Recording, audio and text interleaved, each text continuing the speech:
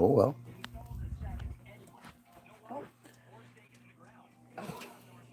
What's wrong? What's the problem?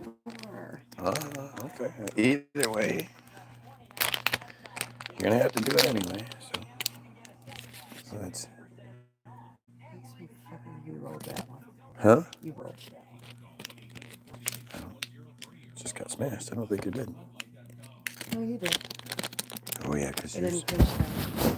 I didn't pinch the end either. It got smashed. It got smashed. You pinched it before you put it in the thing. Whatever. What? Oh shit! I'm sorry. Nick! Will you go shut the bathroom door, please? So I'm just jumping in because look at these cold sores. I got 2 cold sores on one fucking thing, and I got them in my nose too. What the fuck is going on here?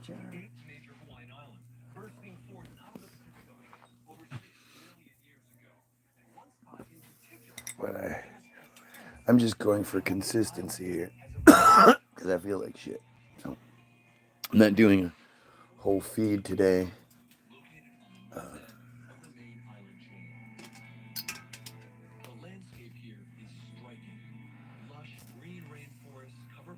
It's just crazy.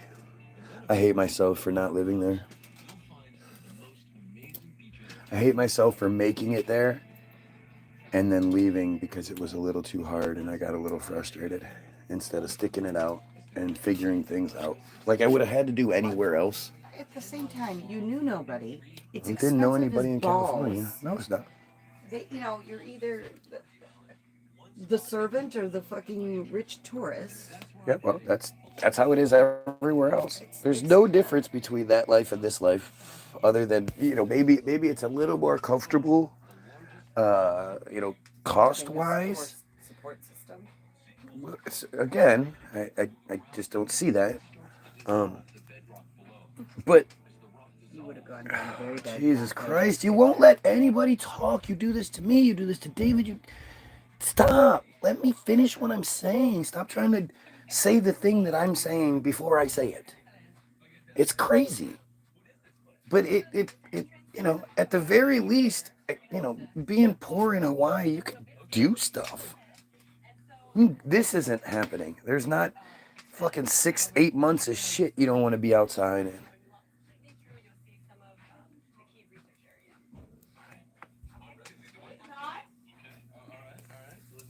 It's a strange thing. And you can struggle anywhere. Anywhere you can struggle. You can struggle in your shit place where your family lives so it's comfortable. So you're like, hey, at least I'm not alone in my struggle. I have this support system. Or you could go struggle in paradise and, almost force yourself into figuring it out. You don't have that support system to fall back on. So you have to do something about it. And, I'm more than sure I could have survived in Hawaii if I had a better mindset, if I had better guidance.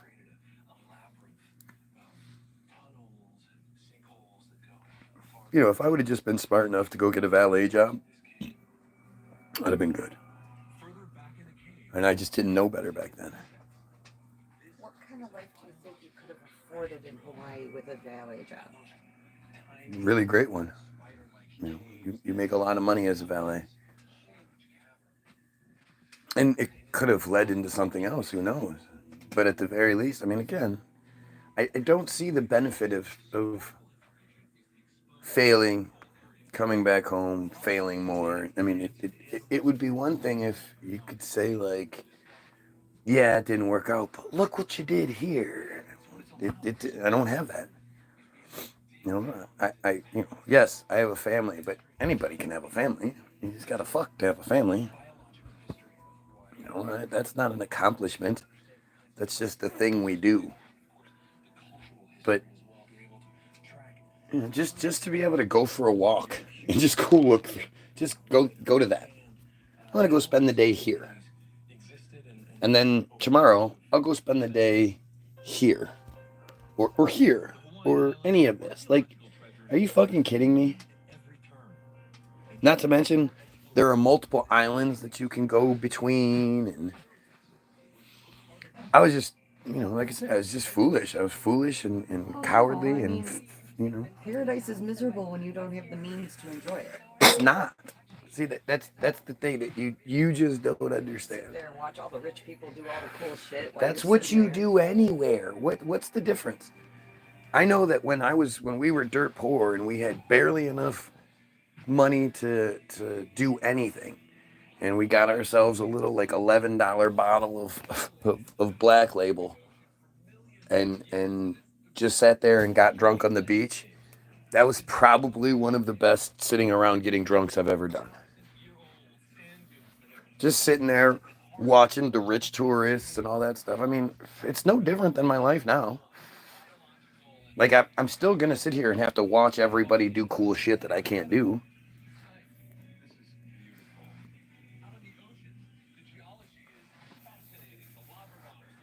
And it's crazy because, like, I'm somebody that has that wanderlust inside them, right? I that's just who some people have it, some people don't, and to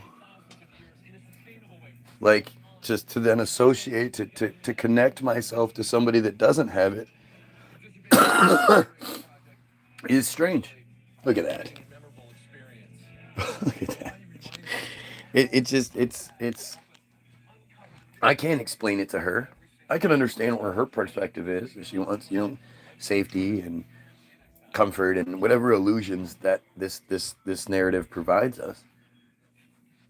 But, I mean, I live in a place, I hate living here. I hate living in Michigan. It has its beautiful parts, but it's fucking cold. And even then, like the greatest beach that I know of is Silver Lake, and it's amazing, and it's beautiful, and the water is fucking great. Around August. Around August, for like a couple of weeks, as long as there's not a whole bunch of storms, the water is warm and nice. When you have turquoise water everywhere, and you have exotic, jungles and shit everywhere and all that, like, oh, you don't have a nice TV. Oh, you live in a small place. Oh, well, hopefully you're not spending a lot of time in there. Hopefully you're out doing it. I know when I was in Hawaii for the like month or whatever that we were there, because we were so poor, the option was either sit in our little dinky room, our hostel room that had a TV in it and cable. I mean, I remember sitting around watching Dragon Ball on Cartoon Network when that was happening. We used to do that. But it was like, okay, we could sit here and literally do nothing. We don't have weed. We don't have cigarettes. We had cigarettes. We were smoking. We had enough to have our cigarettes, but we had, weed. And it was like, you guys know that like Hawaii is right out there, right? And you could take the bus anywhere on the island for $1. Wonder if that's still the case. Probably not. It didn't go up by that much if it did. And so like one day we went to Manoa Falls. We ended up at Manoa Falls, and it was amazing. And the crazy part is, again, we were so poor. On our way up the hill, up the mountain, some old Jays were coming down, and I don't know why we got to talking to them, but they were like, yeah, if you find our glasses, we'll give you a reward. Here's our hotel. And we ended up finding their glasses. Well, we didn't. The guy that we were with did. And I think he ended up getting like $100 for it. And he was a selfish prick. Morning, Matt. But he was also dumb. I think we might have, he might have treated us to like a $50 dinner that night or something. Like something stupid that 21, 22-year-olds do. But you know, that was one day, and we had this amazing day in Manoa Falls, and we had to ride the bus home, and like, as much as it was a pain in the ass, it leaves me with these stories.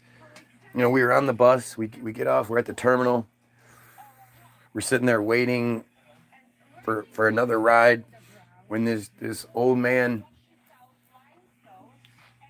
is walking by, and he's got shit just leaking out his pants, out his shorts, and it's dripping down his legs and shit, and he hails a taxi, and you know, the taxi stops, and he gets in, and the taxi drives like 10 feet, slams on the brakes. Get the fuck out of my cab! Like, oh, so Really? fun. Oh yeah, got shit all over him. I wouldn't want you in my people. The damage is already done. He's already No, you don't understand. already You don't understand how bad human shit smells, especially adult human shit. So, when I was selling meat, the standard with the meat job, because you know, the people that would answer this ad would just be the most desperate people, because it's slanging meat door to door. It's not the most glorious job. So you would have to come in and ride for a whole day, and then see, you know, that would be like your initiation. And if you did well, if you know, showed that you had to drive, or if you just wanted to sit there and be scared, you know, we, the lead drivers, would figure it out, and you'd have, you know, everybody had to do their first day for free. And this one day, I get this guy who I can only imagine is trying to kick junk of some sort, probably some sort of diesel. And so, like, he's assuming, like, everybody always assumed that you would get paid that day. You'd do your first day and you'd walk away with money that day. So that's why he did the free thing, because you get a lot of these junkies that would want to come in for one day, and just so they can make enough money to score. So I got this guy who is just, he's shit. He's not very personable and all that to begin with. He's an older guy, you know, had to be in his like 40s or something. Oh my God, that's old. Right. And you know, in hindsight, I could tell he had gotten dope sick throughout the day. And so we're nearing the end of the day, and it's starting to smell something. Like, what the fuck? And the guy's all like sweating and kind of shivery, and like he's full on going through it. And I'm like, what is that smell? What the fuck? So I realize it's him. So I'm like, hey, you know, here's a couple bucks. Go in that store and get me a pop or something. And when he did, I fucking left him, because that was disgusting. He shit himself in my truck. There was a big fucking wet spot on the, and it was you know, a little S10. A company truck? Yeah. Oh, thank God. It was a little S10. So it was like right next to me. Yeah. And it was those, you know, those old school, like vinyl, not vinyl, cloth sort of seats. So it just soaked right in. It was so bad. I was driving with my head out the window, because the smell was unlike any. It was like a sour. It was so. It wasn't. You would think it. You know, you think shit. You think sort of like a dog shit smell, or even the bathroom smell. But the bathroom only smells as, you know, with the water. The poop's in the water, and that's containing the smell to some degree. Yeah, no, I walked in on that last night.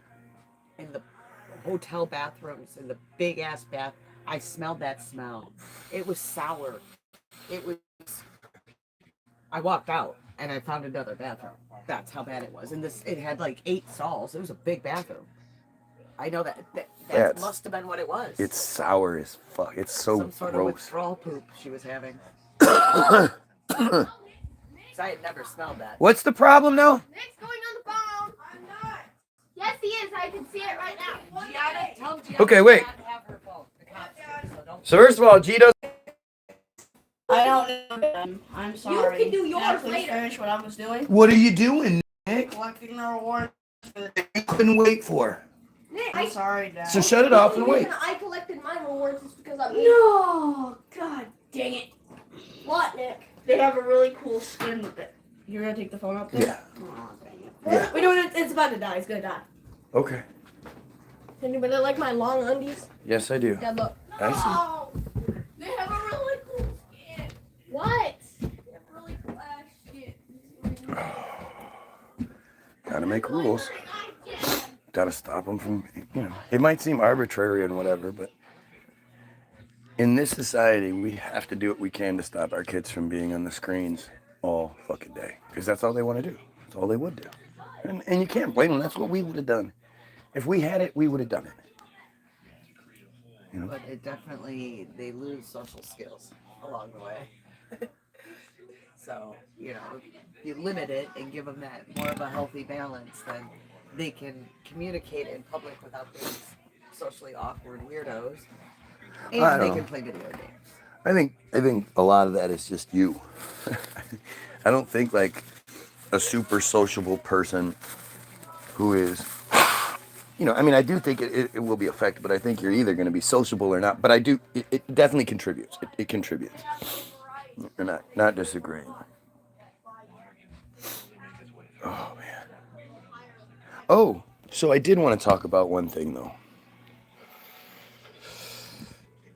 So did you guys know that, let's see, 7.4, 7.1, so let's go 7.1 billion.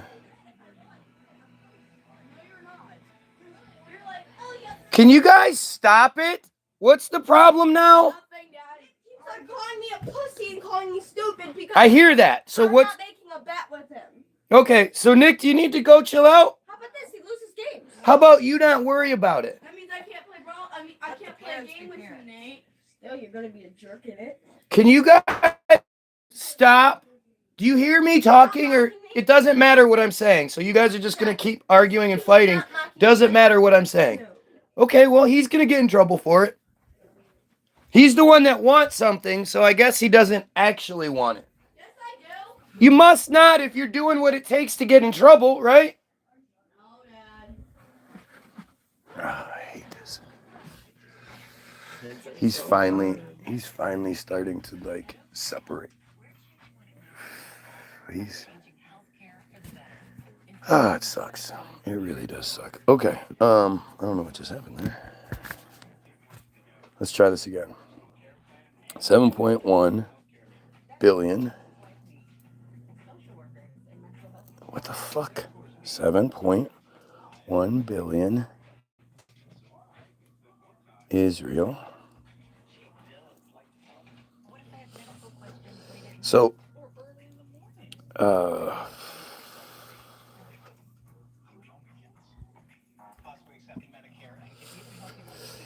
it's really hard to find this.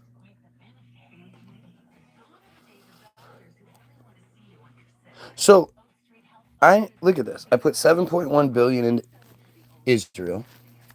Then I click news. Okay, it's showing me all this old stuff. Then I hit sort by date. Now it's showing me 3 weeks ago. What do you mean? It's from February 7, 2025. Why isn't that coming up when I look for it? It's not in the news. It's on CNN. State Department announces $7 billion arms sale to Israel, circumventing review process. This is February 5th. It's February 7th, 2025. So this is last week? 2 weeks exactly. The State Department on Friday announced a $7 billion arms. The funny thing is like, this is huge. $7 billion? A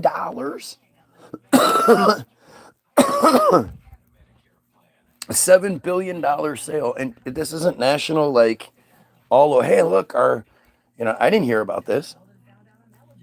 Well, they're buying it from us, so why would you? Because it's a huge boost to the economy, right? It's a huge influx of money supposedly coming in.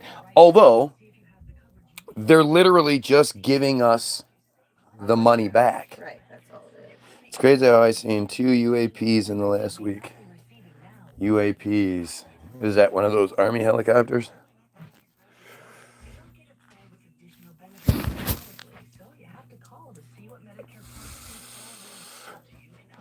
I mean, $7 billion. It's just, these are numbers that you can't fathom. If I were to tell you, give me an example of 7 billion something, you could like go, maybe there's 7 billion snowflakes right now. I can see 7 billion snowflakes, maybe. Maybe. It's like a UFO or drone. Oh. Yeah, well. We have so many drones now, there's no way you're going to be able to tell the difference. Why would UFOs ever put lights on the outside of their thing so they can be seen? What would be the purpose of that? We just never even think about these things. Like, lights. I always thought it was like the fire from the fuel of the engine. No, it's lights. Flashing lights and spinning lights and crazy light. For what? It's like the idea that we supposedly put lights on the bottoms of satellites. Why would we put an energy-using, heat-producing, giant bulb on the bottom of a satellite so people on the ground can supposedly see it? What would be the purpose of that? All right, we'll have them ready. Like it's Gary's leaving the house in just a minute. It's so obvious that they're fucking around, that they're telling us something that isn't true. Yeah. 20 minutes. 20 minutes, Nate! Papa will be here in 20 minutes. Maybe less. Brush your teeth, put your deodorant on. Oh, circumventing the congressional review process, according to Rep. Gregory Meeks, the Democrat on the House Foreign Affairs Committee. Think about this. There's a specific process that's in place whenever somebody does something like this. Right? And honestly, you know what? I think this is a great example because Matt, I think Matt's a bit of a visionary, if I'm honest. Matt's actually a decent dude. And right now, instead of talking about the $7 billion arms deal to Israel, they have you talking about, unidentified flying objects. And I know that you don't mean to be that way. I'm not saying that you're doing that on purpose, but think about that. Think about, what's more realistic threat? These drones that we see everywhere that we're told might be UFOs, or the fact that we keep arming the worst psychopaths in the history of the fucking world.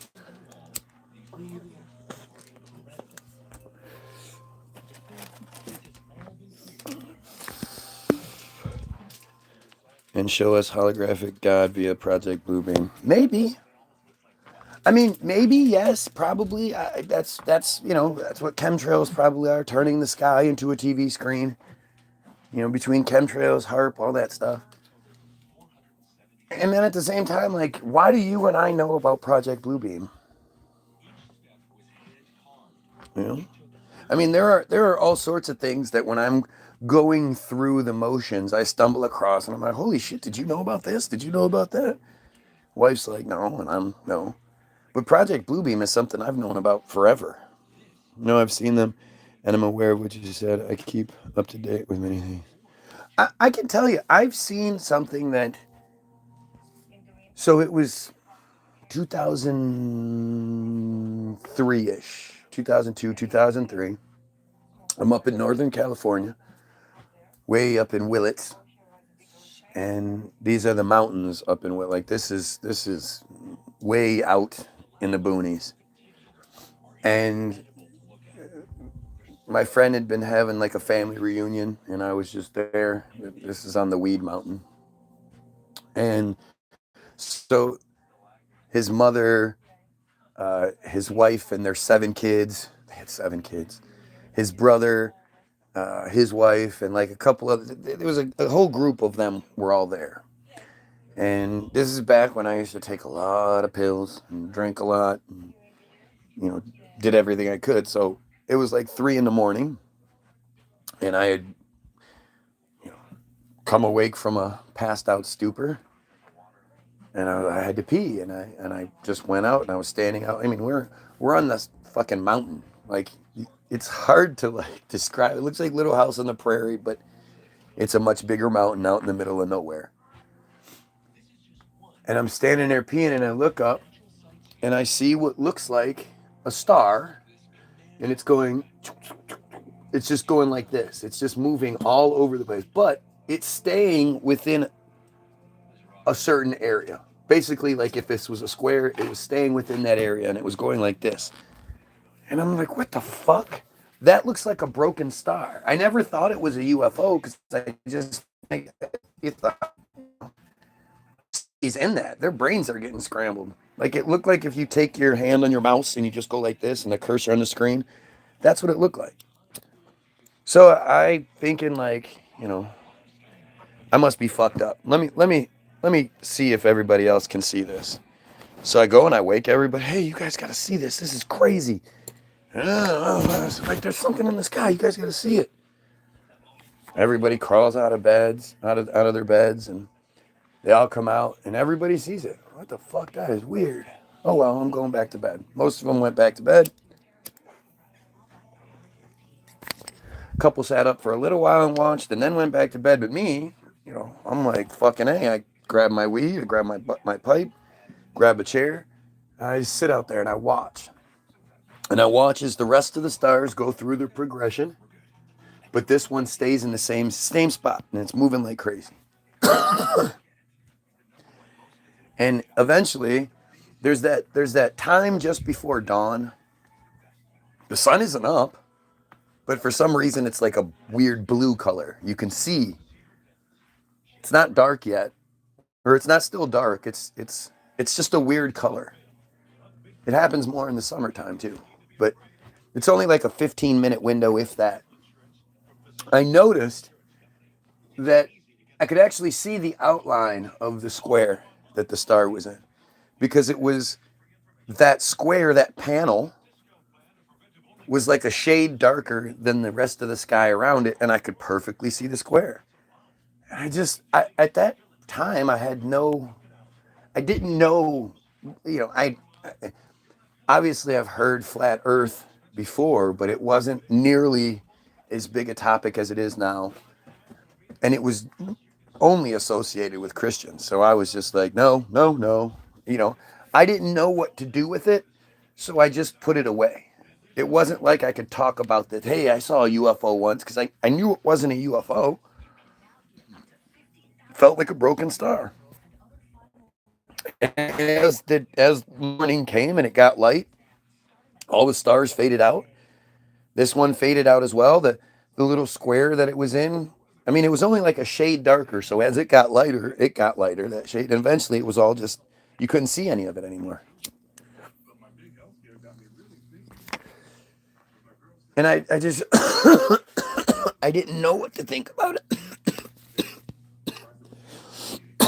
It wasn't until I was watching, I'd gotten surgery for the first time, I think. I was all fucked up on pain pills yet again.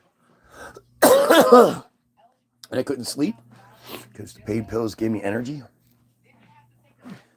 And so it was like midnight when I started, maybe 11 when I first started watching Under the Dome. I was all arrogant, pilled up and arrogant. You wouldn't like me when I was pilled up. I'm a little arrogant. Oh, I thought that was a roach. Sorry. Did you want to include that in your... Like, what are you... I'm going to unroll it and put it back in here. I cut it off the end of this. Does it matter? Yeah, it's less I have to break up. I'll break you up another little chunk, okay? I swear to God, somebody that is no problem with me doing it.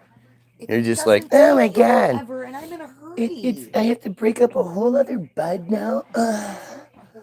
Oh my! It is a whole other bud. There was literally that much in there. So watch here. I'll do it for you real quick. Oh, I know I don't break it up good enough, right? That what it is now? There you go. I actually did more than was in there. How's that? That's called teamwork. Oh, now it's break it.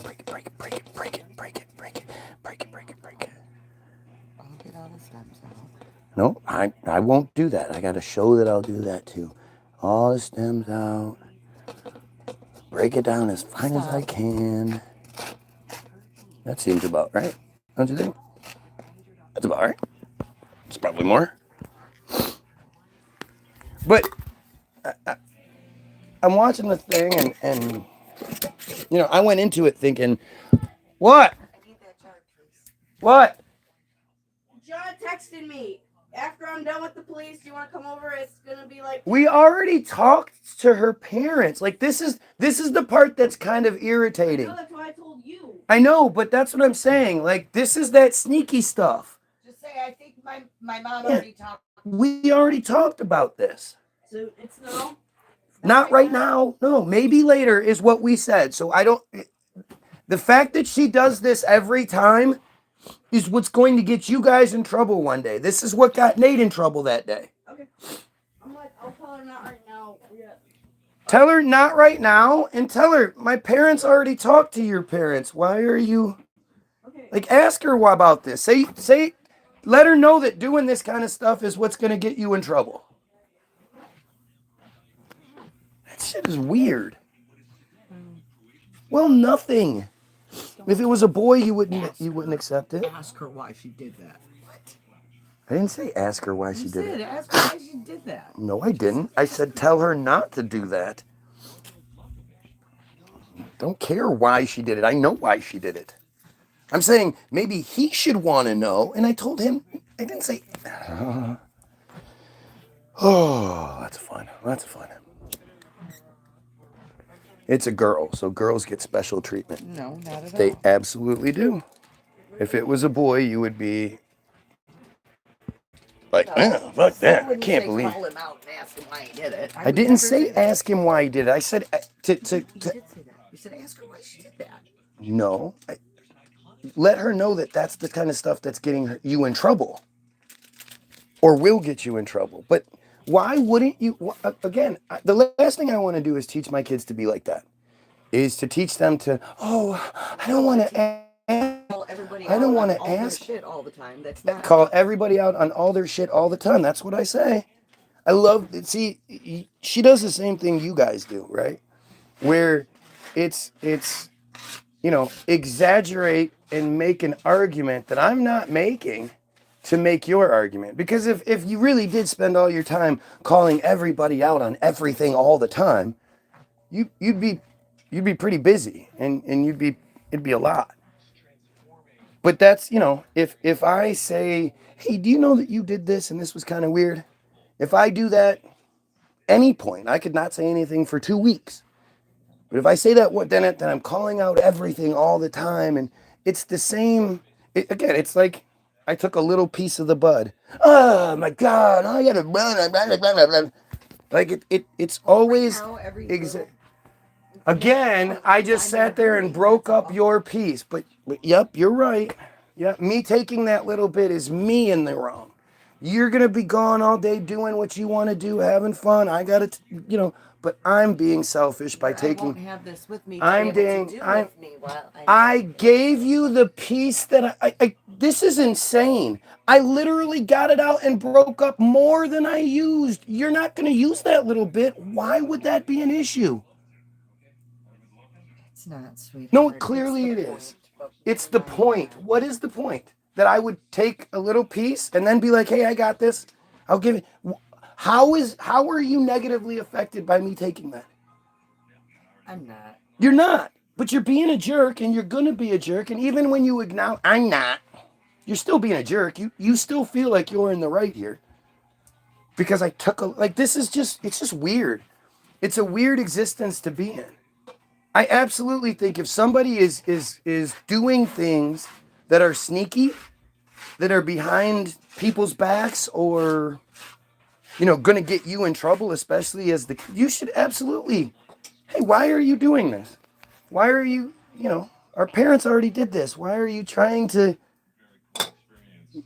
sneaky do something behind their backs. This is what got us in trouble last time.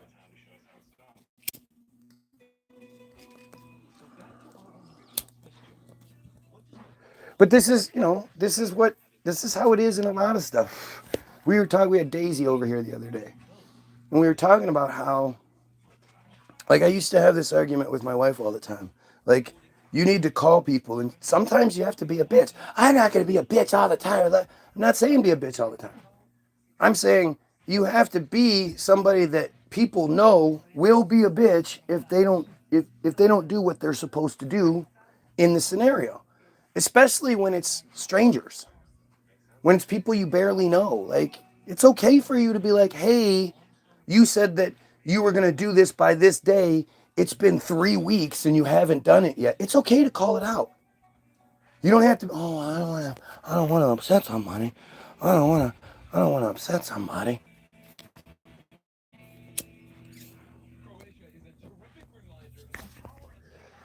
I mean, I know in my house, the way to keep things, okay, is if I just shut the fuck up. I shouldn't say anything. I shouldn't talk about anything. I shouldn't express any concern. I shouldn't say anything, because then that becomes, I'm complaining about everything all the time. And it's like, I know the games, the tactics, the ploys that are being used against me, and I know where they come from. And my whole goal in life is to address it all. It doesn't matter what it is, whether it's a personal situation or it's a much bigger picture situation. We need to address these things. I don't know what do people think that, like, as long as we just sit here and stay quiet, it'll just fix itself? I always said I would never become my father-in-law. But my father-in-law always said he would never become that guy. He was never like, oh, I'm going to be a guy who's, miserable and keeps to himself and hides out and doesn't have any say in anything and gets bitched at for everything I say. He never went into it thinking that way. But then if you look at what he grew up in, it's very similar. His mom was very mean and said a lot of horrible things a lot of the times. And, and you can see how that just gets passed down. And it really worries me too, because like I saw this video today where this workout chick was showing a picture of her son doing it. And she was like, happy because they do what you do because that's their norm. And that's a really powerful statement, right? Our kids will repeat what we do. You can want your kids to be all the scientists and lawyers and all that in the world, but if you're not on that level, they're not going to be. You can't be some dumb fucking drunk pothead whatever and be like, but you be a lawyer. You do better than I did.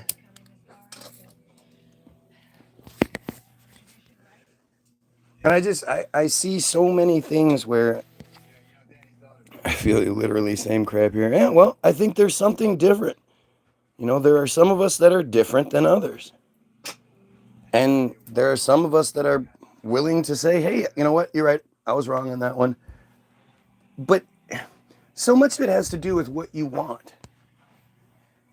If you want to be mad at somebody all the time for every little thing, when they grab a little pinch of the weed, you're going to be like, oh, God, you got a little pinch of the weed. That's like, here, I'll just break you up that same little pinch. Sorry. I already took one of the blunts.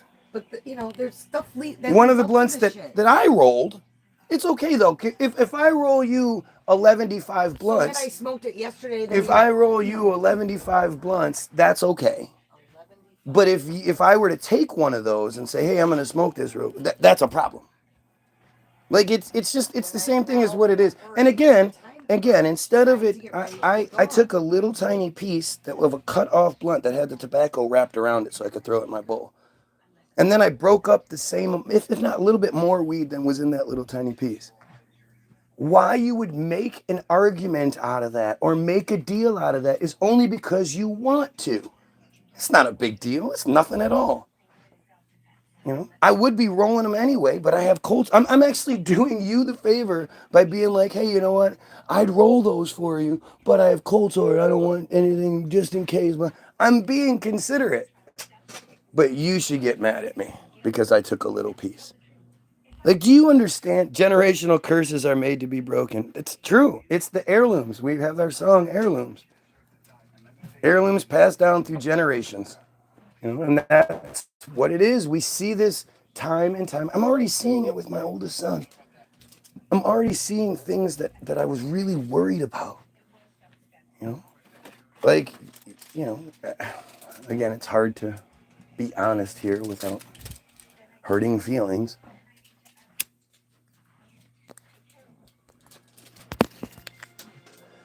But like there's a huge difference between my oldest and my youngest. The one who was, you know, my youngest was basically raised by both of us. My oldest was raised by basically my wife for the first 4 years. You know, I was working all the time. And there's this huge difference between the two of them when it comes to certain things. And I think a lot of that is, you know, that influence. But it's, you know, it's like I said, in my situation,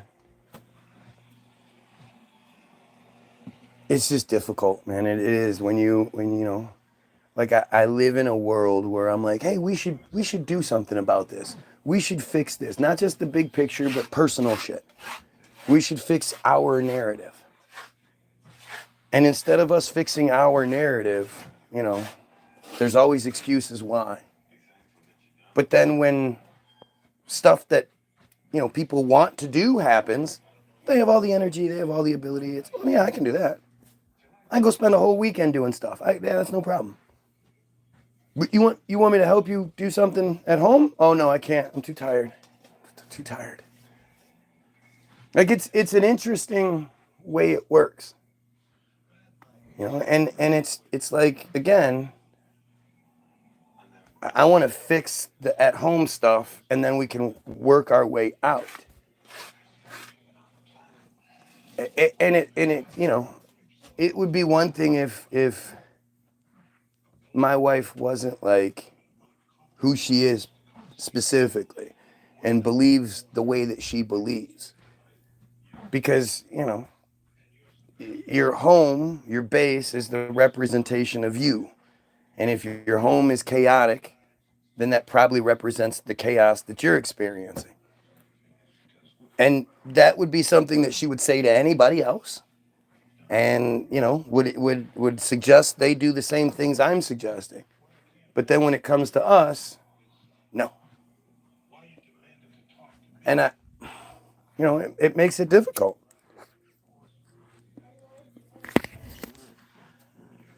You know, I want to make things different. You guys are always gonna, no, they don't. No, they don't. Our boys, come on. I am not delusional about what our kids, like I am, the reason I'm so apprehensive and anxious about it is because I know. I already know who our kids are, and I know who their parents are, and I know how we have influenced them. I don't sit here and think I'm this great influence. I tell them every day, don't be like me. I made lots of mistakes in life. I partied all of my, and I say partied, which is, you know, makes it sound better, but I partied all of my opportunity away and, you know, just made a lot of mistakes. And I don't hide that from them. You know, I tell them all the time, like, there are parts about me that I hope you take with you for sure. But I want you to be so much better than me. And I tell them all the time, I don't want them to go down this way. Our parents don't define us. They kind of do. They do. And again, it just comes down to what you're willing to be honest about. Like, especially when it comes to your relationships. as the child, your main, it's like you get, as parents, we see all these little mannerisms and the way they hold their fork, or weird stuff that we don't even think, like, how did they know to do that? They subconsciously pick it up, whatever it is. They mimic us in so many ways. And if you're honest, you'll realize, like me, I know I married my mom.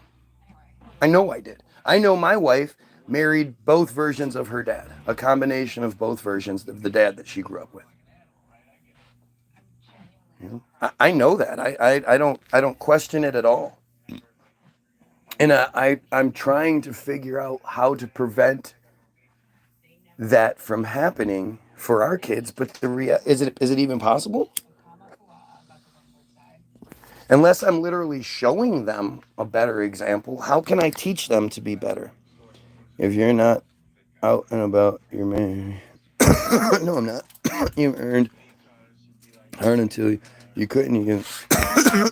Apparently. Nope. It is, though. Papa's here. It's definitely cliche. And it's definitely truth. I mean, it's very, very true.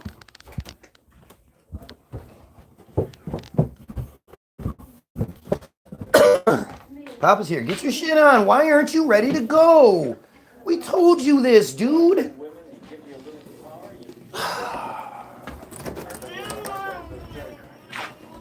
I'm not going to be down here. Tell your papa I said hi.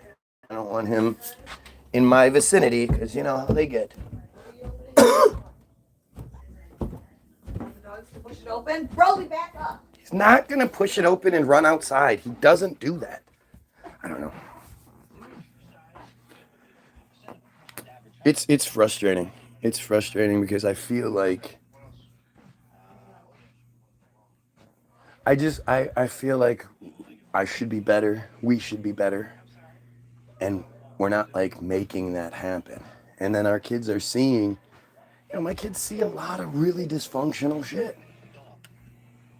Nothing violent or anything like that, but just like dysfunctional games that get played. And even my kids will be like, yeah, mom's just like Yaya, she's the same way, and she treats you the way that Yaya treats Papa, and like my kids see it, I see it. Talk to my wife about it, she'll say, I'm nothing like her. And it's like that's just an impossible statement to make. And by making that statement, you show how how defensive and almost childish you're going to be in the whole conversation by the one statement. I'm nothing. Of course you are. You were raised. That's who taught you how to be in relationships. Like I'm the woman that dotes on her man hand and foot. My wife hates her. Hates her. Sudamos, we're none of us perfect. Yeah, but we should strive for it. But like, like in any sort of situation, my wife will make a point to let people know that she, like, oh, I don't just listen to what he says. Like she'll disagree with me sometimes just to make that point. And I'm like, you should absolutely find a woman that dotes over you hand and foot, just like you should then return the favor. I don't think it should be one-sided by any means.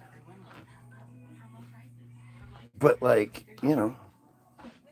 your woman should care about what you want to watch on TV sometimes. It shouldn't just be, I only want to watch this, blah, blah, blah. Studies show kids learn love paths by age 5. Yeah, exactly. That's scary. It's scary shit. And you think like we were, like when I look at the honesty and, when I look at my situation, right? I grew up with a hot mom. She was hot. She had me at 20. She was young. She was divorced. she had the halfie kid back in the day when that shit wasn't, like, I was the only halfie I knew for a very long time. There weren't any of us, we weren't everywhere like we are now. Definitely weren't all over the NBA and the ex-president and shit like that. That just wasn't a thing. You didn't see halfies in any sort of real common position like that. Oh, of course. Who do you, my gut, fucking kids love math beset by us by age 5. I mean, how could it not be?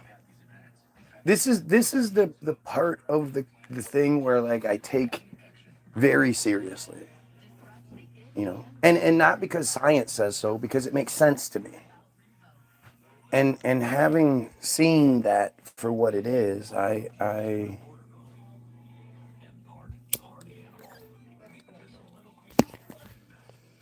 you know, I you know, and knowing, again, it's the honesty.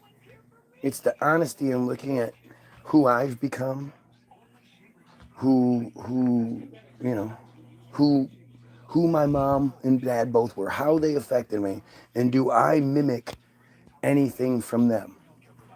And unfortunately, you know, there are lots of negatives that I can associate with both of my parents. Yeah, Bob. Since Nate left, can I maybe play early? Yeah. Yeah.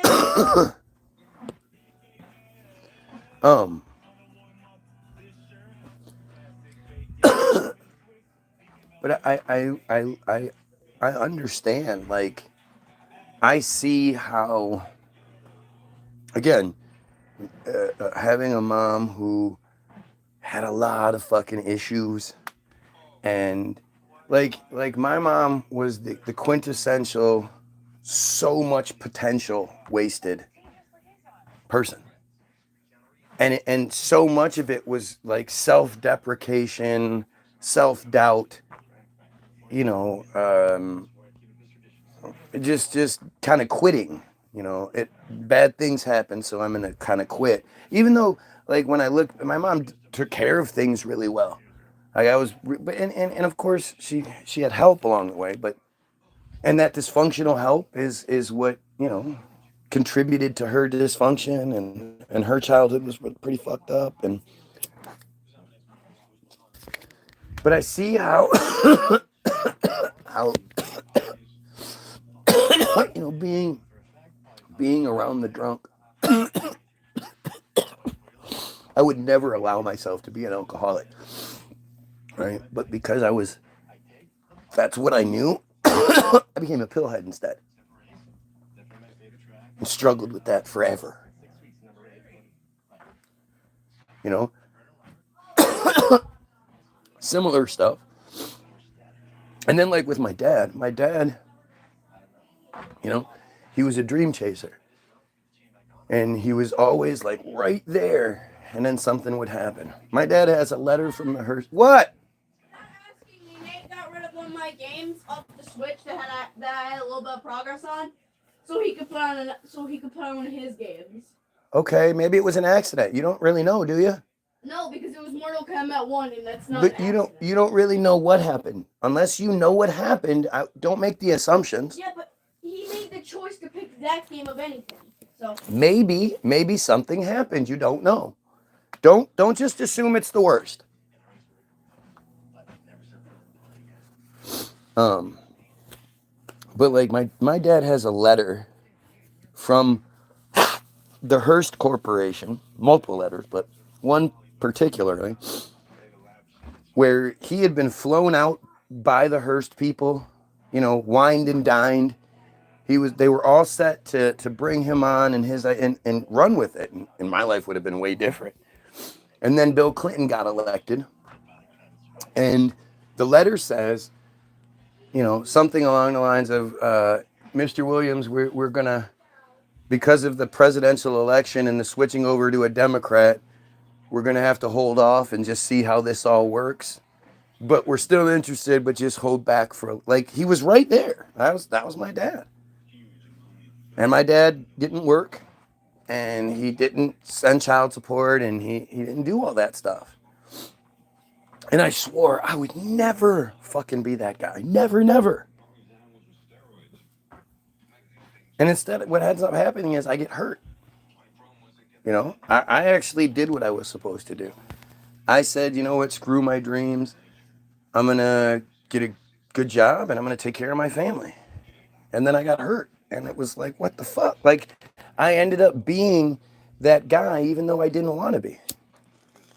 And I have those same kind of stories where, you know, we were right there and then just something weird happens. So I end up being exactly like these people that I never wanted to be like.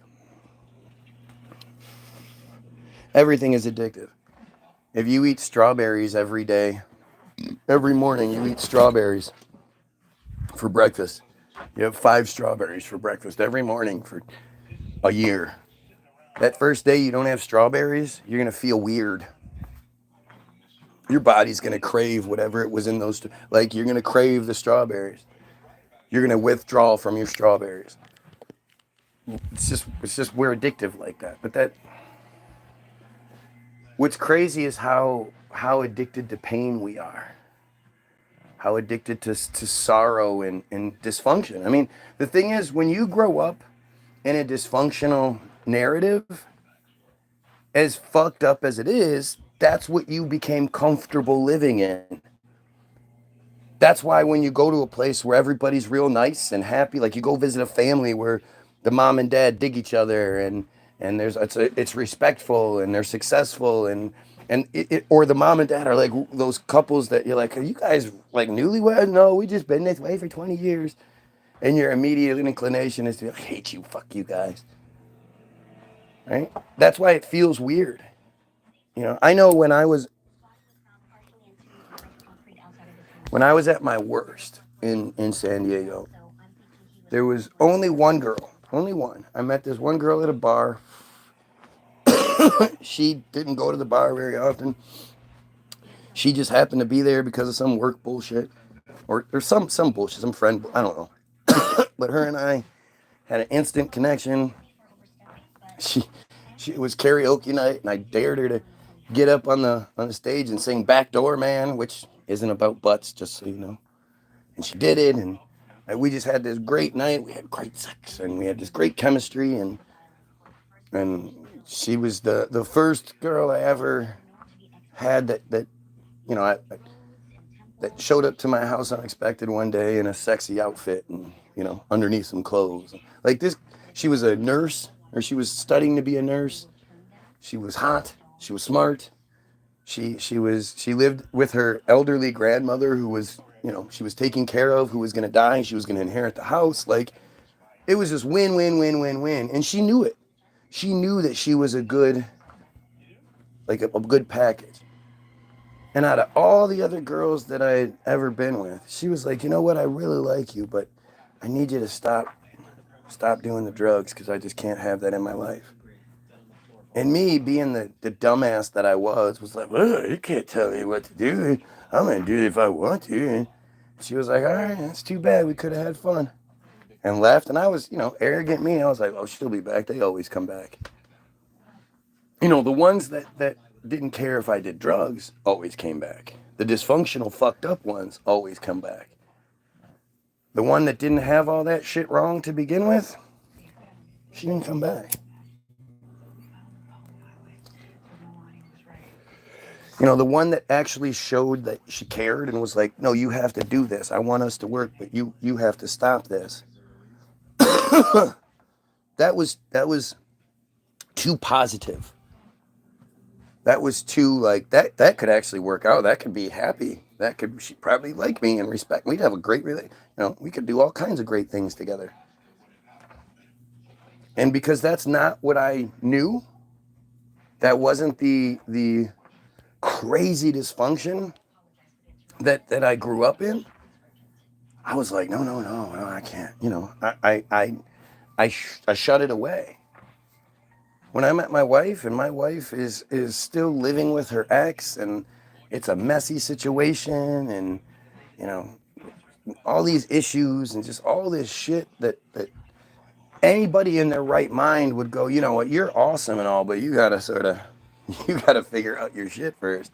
Not me. I was like, hey, let me get right in there. I can fix it. I wasn't able to fix my mom, but I can fix you. Older, you're older than me. You're more successful than me. You're smarter than me in a lot of ways. I'm gonna fix you. Like, that's how dysfunctionally fucked up I am. Right?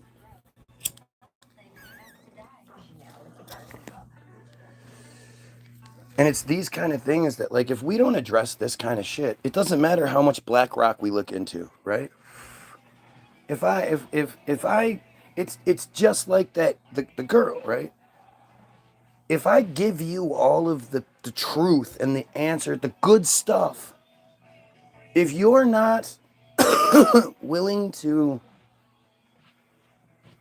you know, to take it, if you're like, no, I want to be dysfunctional, I'm going to be, then you're going to push the good away and go, where's that crazy? Where's that crazy? So when it comes to like BlackRock and shit, it just doesn't matter. If we as a society are still in these dysfunctional relationships and these just dysfunctional situations that we surround ourselves in, we're never going to override the big picture. It's impossible. It's impossible. You could be given the greatest laser fucking super weapon in the world, but if you're not an experienced shooter, you're probably gonna miss. You're probably gonna fall. Oh shit! Well, you know, not. It's just how it is. I could give you guys the greatest fucking helicopter, the most advanced military, you know, helicopter. Be like, here, this is yours. You have an unlimited fuel supply, and you can use it to go wherever you want. You can do whatever you want with it. If you don't know how to fly a fucking helicopter, that shit is useless. You would have to learn how to fly the helicopter before you could take advantage of it. And that's what this whole thing is. You know, yes, Israel's committing genocide. But why are we okay with this cult being accommodated? At the end of the day, Israel is a result of the Jays, you know, and that's a horrible cult who does all these things that we wouldn't accept if it weren't the Jays.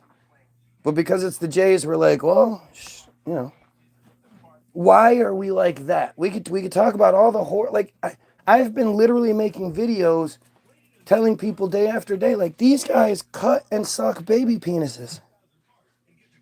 You would think that would just create this incredible feeling of outrage and like this wave that would just spread out. Did you know that? Did you know that? Did you know that?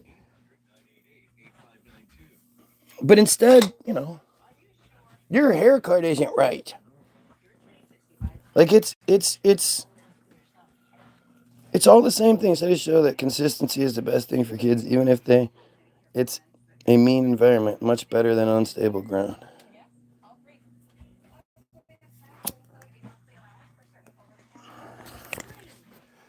I don't know. I'm already seeing how our dysfunction is bleeding into our children. I already see it. And I want to meet it head on. And I can only do 50% of it. At the end of the day, it's that same. If I'm not on the same page as my wife and we're this divided front, then our children are going to be confused. You're going to be excited. Alex is bringing you a gift. Cool. I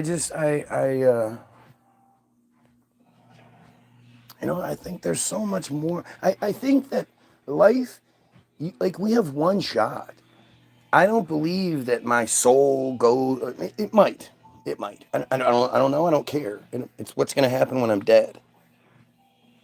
But like, I realize how futile this whole thing is. And I've already understood that. I already look back at my 30s and be like, damn, I still had a lot of opportunity left. Knowing that when I'm in my 50s, I'm going to look back at my 40s and say the same thing. Like, I already know that that's how that works.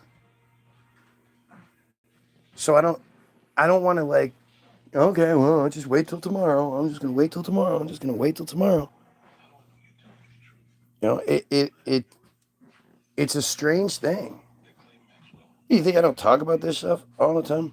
Yeah, I absolutely am abusing my wife. That's what I do.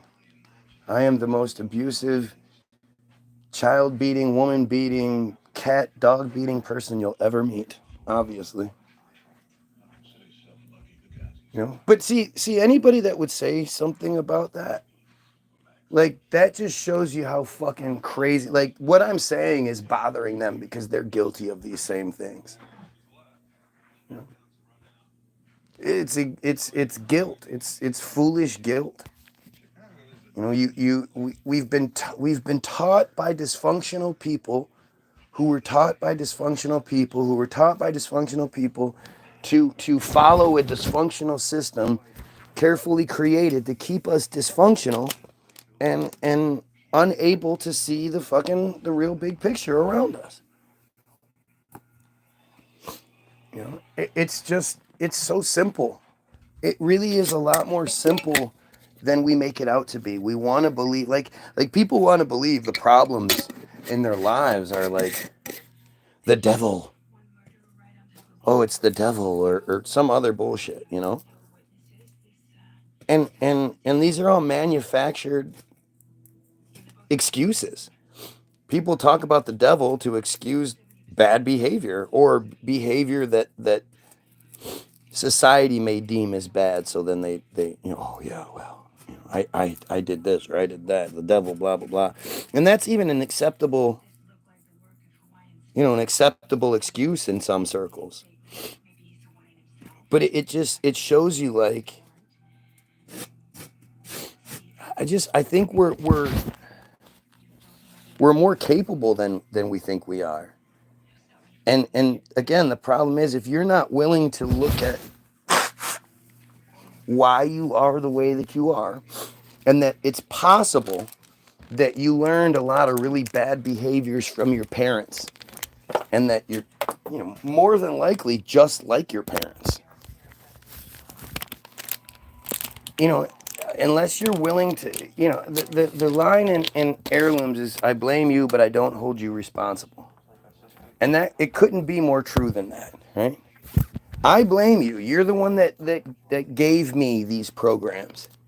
Now, I'm responsible for whether I was able to override those or not. Most of us don't. Most of us don't even realize too. But it's still our fault. You know, it's part of our, as adults, you have to, you know, you can't keep making those same, oh, I was raised this way. I was raised this way. But everybody does. When I was a kid, blah, blah, blah. When you were a kid, things were way different. Especially when you're our age.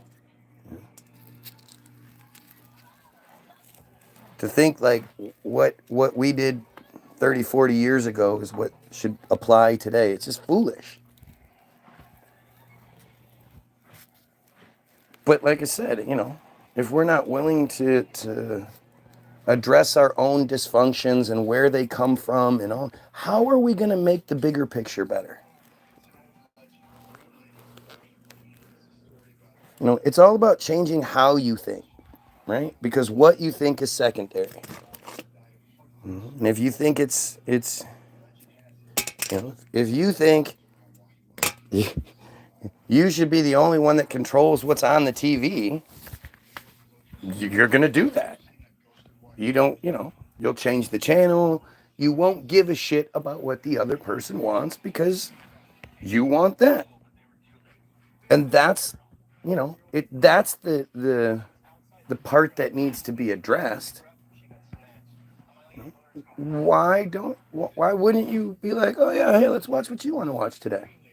If you like that person.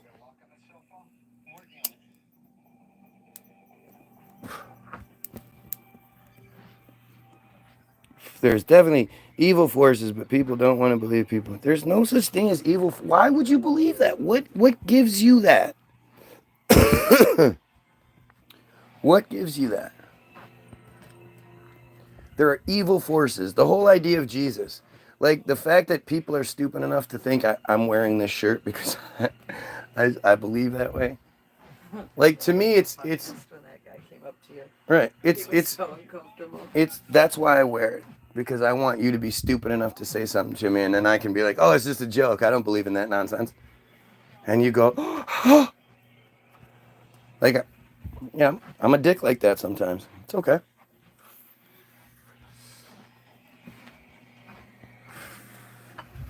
You know, if I have a shirt on and you have the balls enough to come up and talk to me about it, well, then you want to welcome any conversation I may have. You know, lots of people don't. Lots of people see my shirt and don't say anything. You felt like saying something. Okay. Look at the dumbass arguments again. That I love Jesus and I don't know it yet. What does that even mean? Like, do you really say these things thinking you sound intelligent? Like, it's so weird to me. The fact that people need me to believe in Jesus. It comes back to your weird dysfunction.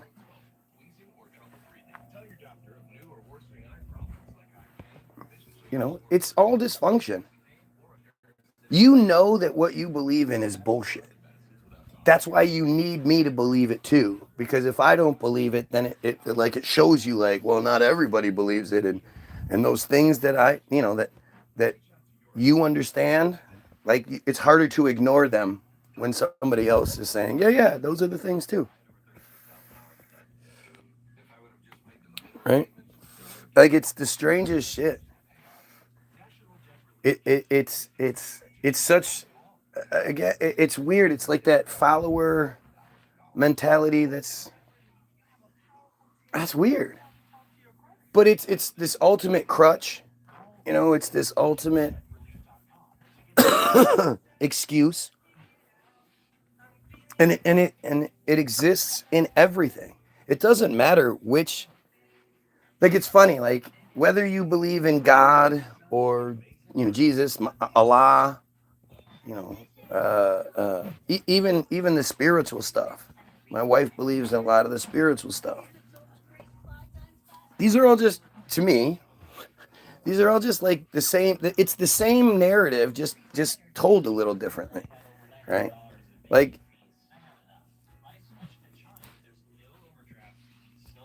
somehow you personally, your choices aren't responsible for everything you do. There are outside forces affecting those things. And like especially the spiritual side of things, with the way my wife, this idea that because the stars may be aligned in certain ways, it's not the best time to maybe address certain things in the house or certain issues between us or whatever. Like your star chart says it's not good. Mine might say it's good, but yours might, like, it's just silly. It becomes this excuse to be like, oh well, not today, my star chart says it's not a good day.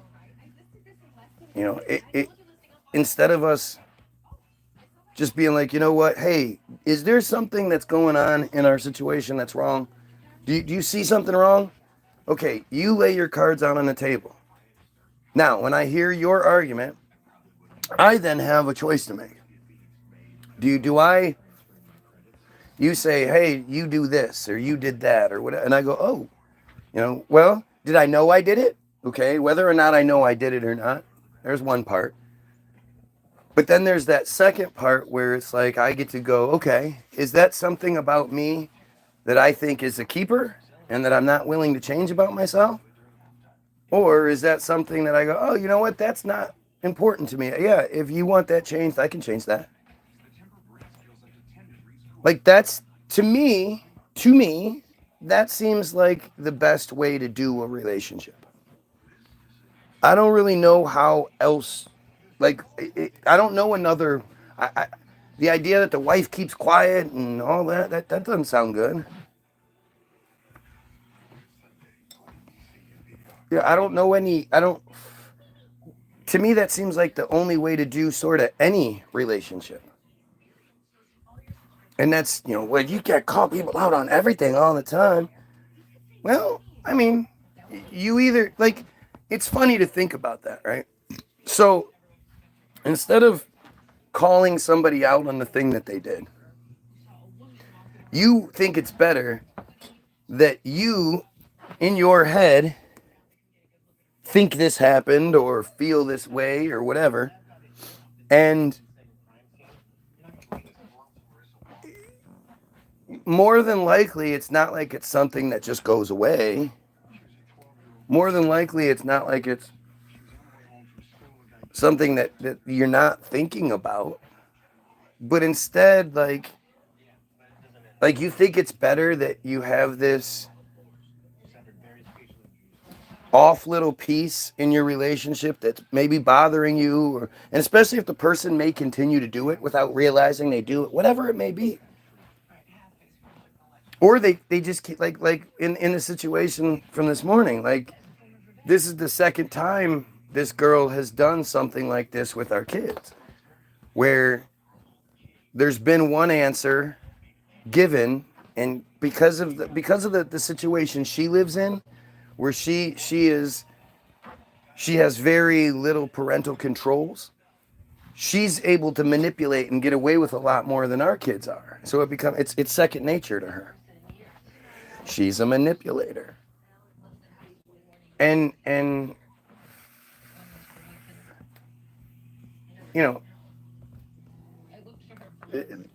that it became a problem a few weeks ago, to the point where my youngest was like, yeah, I don't really want to hang out with her anymore. That was pretty crappy what she did. And that, on top of other things that she does. And that's the one that was, that I was home for. But the one that I'm more worried about getting taken advantage of is my older son. Because he falls for shit. Like, we went to a water park thing. And suddenly I see my son walking around with this black girl. And she's like, she's got boobs and a butt. And she's like a foot taller than him. And I'm like, whoa, how did you do this?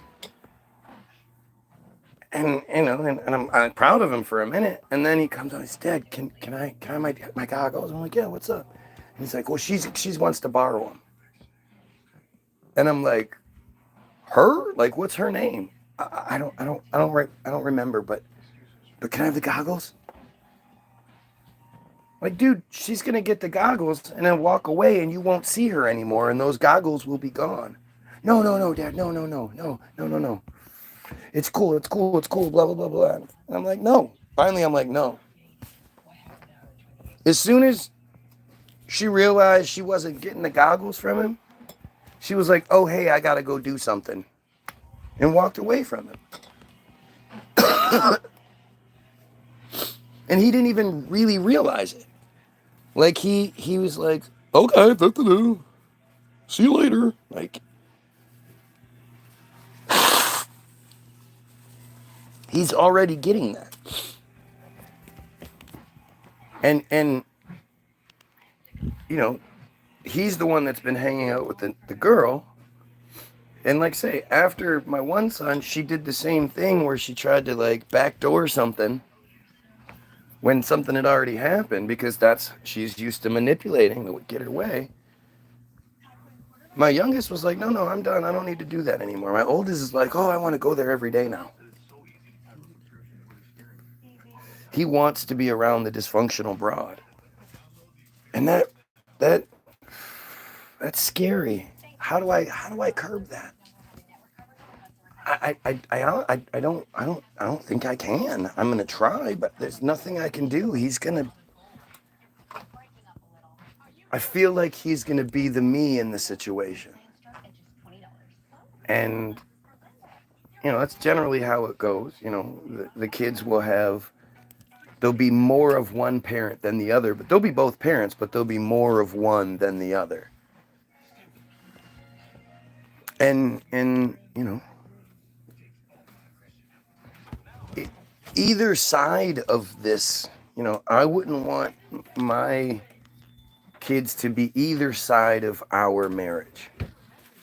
I want them to have a much, much better situation. And as a parent, I don't know why you wouldn't want that. You know, unless you are one of those people who are in those fucking fantastic relationships where you guys are like just best buddies and there's no fighting and all that, then yeah, you definitely want them to emulate that. And they probably will, because that's what they grew up seeing. But like, you know, there's a lot of weird shit, and partially I do blame my wife's age. The generation that she grew up in makes things difficult. You know, there's a few years where, you know, just each few years, because of the society that they grow up in, because of the world that exists in those first 15 years, and they soak that in. Like, my wife dealt with that. She's from that generation that just started coming out of the June Cleaver 50s kind of shit. And, you know, was like, hey, I'm going to wear big giant shoulder pads and shit. Like, that's the generation my wife was born into. And so, you know, there's a lot of chips on those shoulders.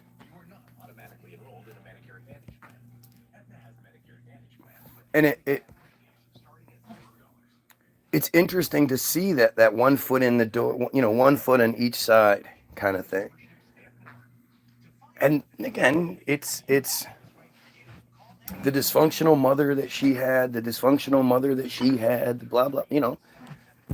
You know, like, again, I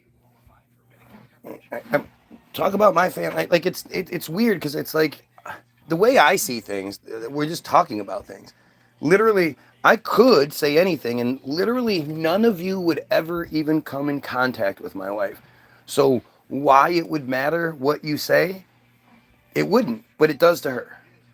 You know, so it becomes this sort of issue.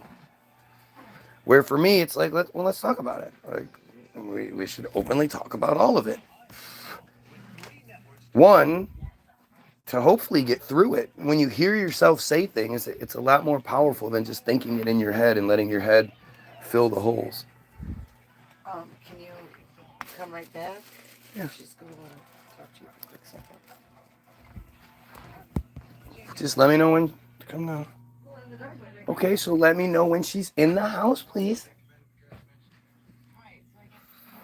All right, some awesome shoulder pads. Of course you did. They were horrible, awful shoulder pads. Awful. Shoulder pads are such a terrible look. But think about how women were tricked, right?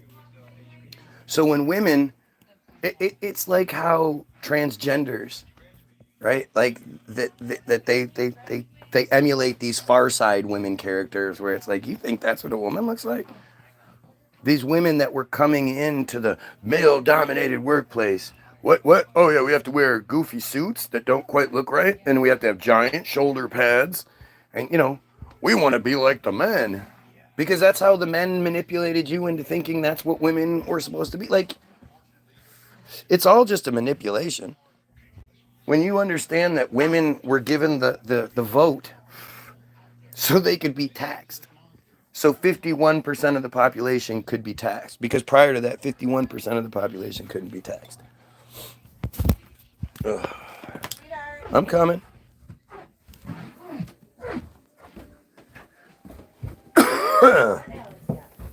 This is my oldest. That was Nathan.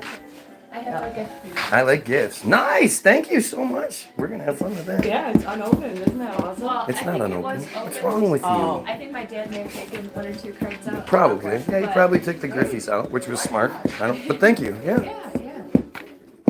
You guys gonna have. We got it for Christmas, and I'm like, I'm just gonna hold on until I find someone who collects them. Well, just so you know, Yeah. there's like nothing crazy valuable that could ever come out of here. So no. you're not. I'm just letting you know Even you're if not. it was, it's Right. that's Well. for you. Well, thank you, but yeah, there's. I appreciate it. I absolutely do appreciate it. Video games, you know, and so that's our thing. And We have video games. We have Xbox games, Xbox 360 games.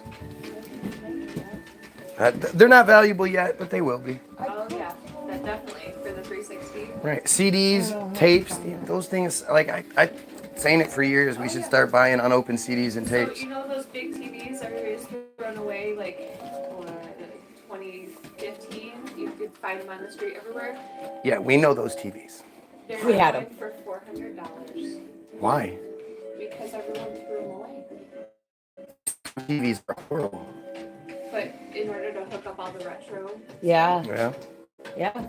yeah, I think we paid maybe $150 for ours. I know. But I was like, seriously, we could have found it on the street. Right. So you have what, like a 27-inch? Yes. I love you. Yeah, have fun. See ya. Be safe, guys. Have fun. I won't be home till like Whatever. about 3 o'clock. Yeah, sounds good to me. Enjoy the scrippers. You don't want to see the stripper thing. Did you, I did Jack. I did not do Ange? Yeah, I already did. Love you. I too.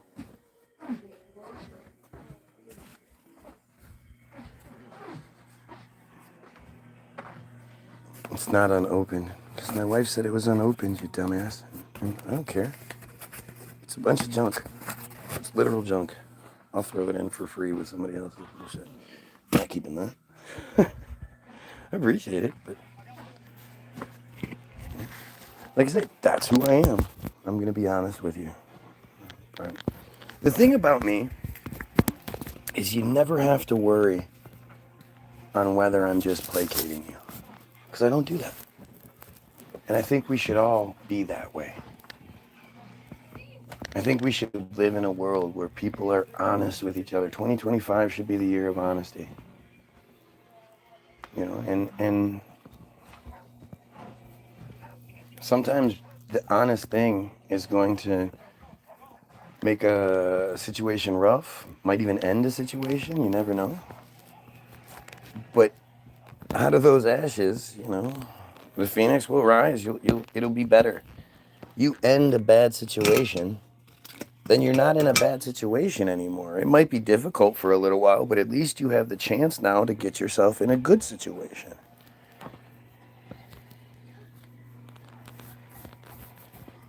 And it's like this is that honesty that we weren't raised with. We weren't raised, you know.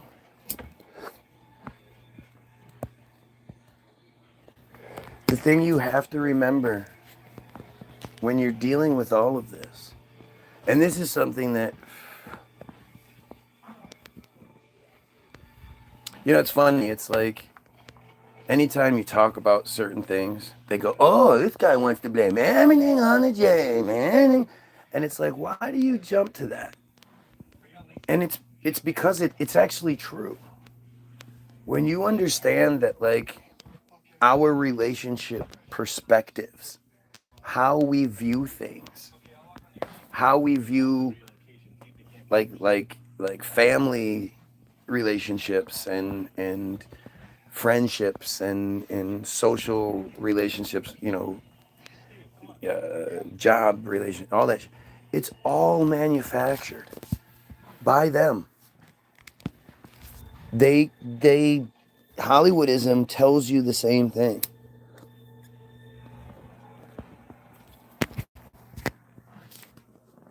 Hollywoodism tells you that that our fucked up dysfunctional perspective on life is a manufactured one to keep us controlled, to keep us easily controlled.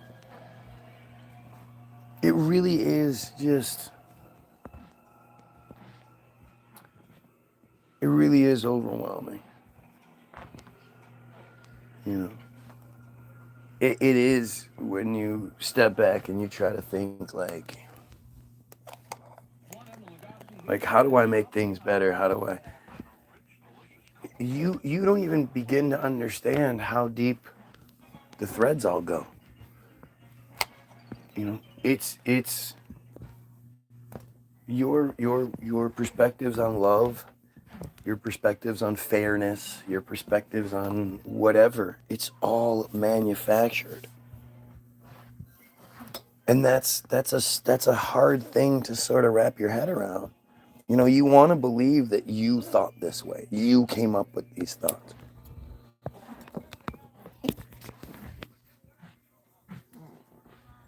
But like how many of you are willing to beat the shit out of your wife in front of the town because you're trying to save her soul because you feel, you know, she violated God's rules or whatever it is, right? How many of you love your wife that much to beat the fuck out of her? It's a strange thing to say, but you know, these in these countries where that's what they've been raised to think, to do. They believe, like there's a video I saw where the woman was, you know, tied up and hit with this board a bunch of times. And the crowd was all around watching, and she eventually, like, you know, passed out. It was a horrible, horrible video. I wish I never saw it, so I don't have that image in my head. But saying that you know, that guy doesn't love his wife, you know, that you love your wife more than he does, that's an arrogant thing to say. And you only say that because of where you were raised. You know, in that community, you don't love your partner if you're not willing to punish them for, you know, the violation that they've been tricked into thinking is real.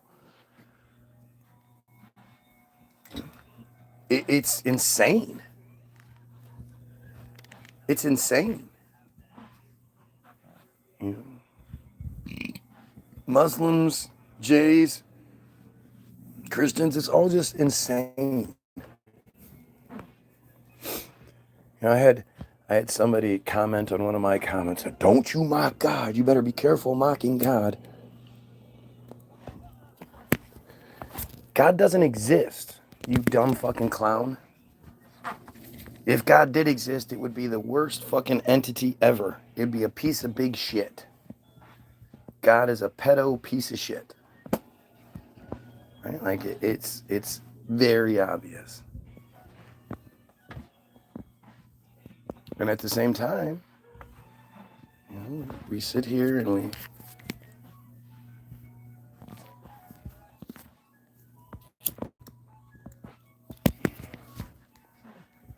sit here, we argue, we fight, we do all these crazy things because we put ourselves in situations that we're not happy in and then make ourselves stay. And instead of doing whatever it takes to create happiness, maybe sometimes you got to give shit up. Maybe sometimes, you know, you got to let go of some shit or change your perspective or whatever it may be. And so many of us aren't willing to do that. And then we want to complain because we aren't happy. You know, and you can apply that from the the smallest little thing, personal thing, to all the way to the biggest things. You know, we all know the two-party system is just total bullshit. And yet, so many people who would call out that two-party bullshit fall for Trump's racism.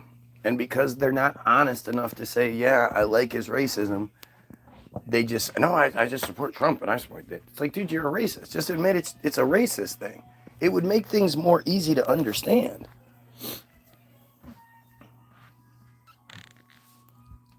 I don't know how anybody could be happy in the situation we live in.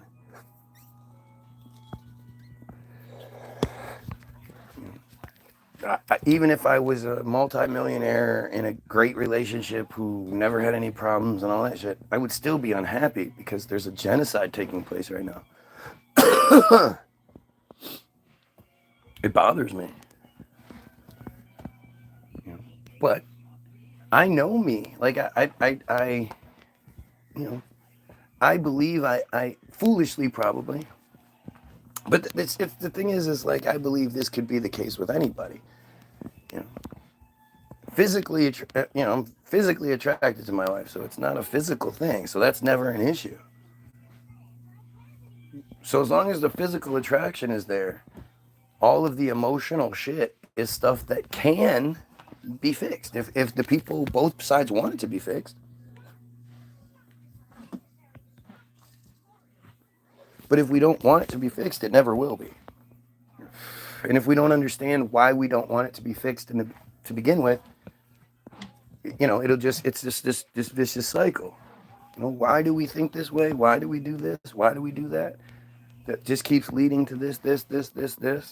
If we don't like this, then why do we do this to make this happen over and over again? We don't like the way our country works, and yet every 4 years we fall for the election bullshit. And they lie to us. I mean, they it's not even like it's this ancient story. The current president of the United States, the first time he won, he didn't win. He lost. He lost by 2.7 million votes, 2.7 million more. You and I picked, a different person than him. The same different person than him. And he ran around talking about, gonna drain the swamp, gonna drain the swamp, gonna drain the swamp. No such swamp draining. That same swamp is who put him in office anyway. I mean, Israel, I was reading it a bit ago, Israel got $7.1 billion weapon deal. So that means $7.1 billion was given back to us. That's almost 2 years of Israeli allowance given back to us. Does that make the food prices drop? Does that make the gas prices drop? Have the food or gas prices dropped? And how long does it take without them dropping before the Trumpanzees go, hey, we might have been duped. Hey, we were tricked. We can just give Israel endless, because that's, that $7.1 billion weapons deal. It's fake. It's them. Like, again, do you guys think that Israel has a wallet with a card in it, and they check their bank account, and their bank account says like a bazillion, and they call up the United States and they're like, all right, we want the $7.1 billion. Who do we transfer the money over to? And then the money gets transferred into the United States wallet. I mean, it's just bullshit. It's just the United States is going to give Israel $7.1 billion worth of shit. And that's it. That's what that means.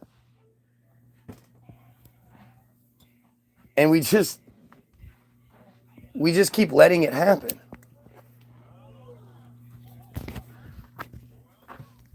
And again, it's all to accommodate a cult. Do you guys ever ask yourself why you think it's okay? It's okay to scriptures. No, there's no scriptures. There's really no scriptures. Like just think about trying to be positive. I am being positive, you fucking childish clown. Saying that things are fucked up, but we can fix them is positive. But again, why would anyone come to my feed and try to tell me to talk about something else? If you don't want to hear what's being said, then go watch anybody else say anything else. Why do you need to hear this voice say things that you want to hear? Sure makes it sound like I'm way more important to you than maybe you're willing to admit. I mean, it's just stupid. Oh, okay. Hey, you guys. Hey, let's be positive, okay? Hey, all you need is love, guys. All you need is love. Hey, let's talk about how positive the religion has been lately. The church has been doing all those positive things. Okay, well, let's talk about how positive our government. Oh, yeah, it's so positive. Let's talk about how positive Israel and the Jays is. Oh, did you guys see the sunset last night? Oh my God, the sunset was so riddled with chemtrails. It was beautiful. Oh, I'm gonna be positive, right? Those nasty chemtrails they spray, they sure do make for pretty sunsets, though, don't they? Come on, let's be positive, you guys. Man, it's a good thing Israel is getting all that weaponry and stuff to murder, because otherwise that weaponry would just sit around, right? I mean, can you imagine how upsetting it would have to be the weapons themselves or the weapons manufacturers or whatever it is, and you make these really, really quality products, these really, really expensive missiles and bombs, and they don't even get to blow up? No, man, that's not positive. Let's be positive. Thank goodness all the weapons we produce are being used to murder people. That's what they're for. Man, I sure do love being positive, you guys. Hey, don't you guys love how the Jays control our lives? Isn't that great? Aren't we all so happy and unified under this J control system that we've been under? Come on, guys. Let's be positive, right? Positive. God, it's so stupid. Well, I prayed and I prayed and I prayed. No, nothing happened. But I know God was listening, you guys. Let's be positive. Like it's just, I can't even maintain. It's so stupid. That crybaby shit. Like I don't like having to think about the genocide. Why do you always make me think about other people? I want to think about myself. I want to think about you. Can you tell us positive stuff about you, please? I don't want to hear about that negative stuff. Pooh. Yeah, I could go watch a different feed, but I want to watch you say it. Really fucking interesting. Really interesting how that's what you want. I want you to talk about things like that. I want you to be positive. You're not positive enough. Like, just what a dumb. Just like this is Israel. If you open up the books in Israel, you demonize Israel kind of shit. This is you not realizing how stupid you sound. This is you thinking you're right. Yeah, I'll get him. I'll say he's not positive enough. And it's like, wait, aren't you a troll? Don't I not matter? Doesn't it not matter what I say? And aren't I, more important in my head and my dumb 15 viewers and all that? Isn't that what it is? So what would you even care for? Why are you even here to begin with? Why don't you go watch some Teletubbies or something? I mean, you're watching me on YouTube. I know, contrary to popular belief, if YouTube shows you my video, you don't have to watch it. You could watch other shit. But you literally are on YouTube. You could find all the positivity you want. You should go watch Hollywoodism, right? Hollywoodism is portrayed as a very positive thing.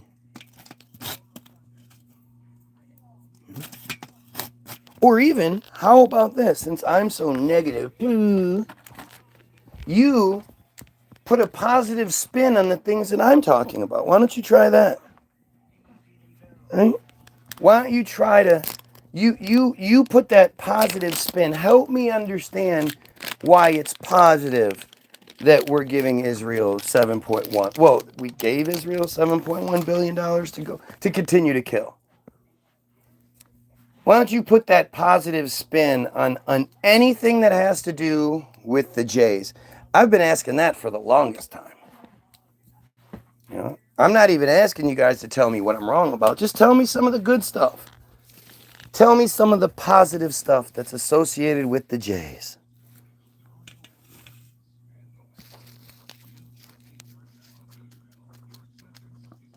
You don't even do conspiracy correctly. Yep, that's what it is. Because there's a way that you should do it. You should do it like Alex Jones does it. You know, where Alex says in the beginning of the show that he's got some bombshell thing for you to see. And he's going to blow your mind. He's got the proof. He's got this. He's got that. Blah, blah, blah. And then you sit there for the hour, 2 hours, whatever it is. And then by the end of it, he's like, okay, so next time you guys come, I will show you, I'm going to show you this one piece. And the next, like, it's, Alex Jones is such a goofy clown. Such a goofy manufactured clown. Fear propagating, warmongering, race baiting, you know.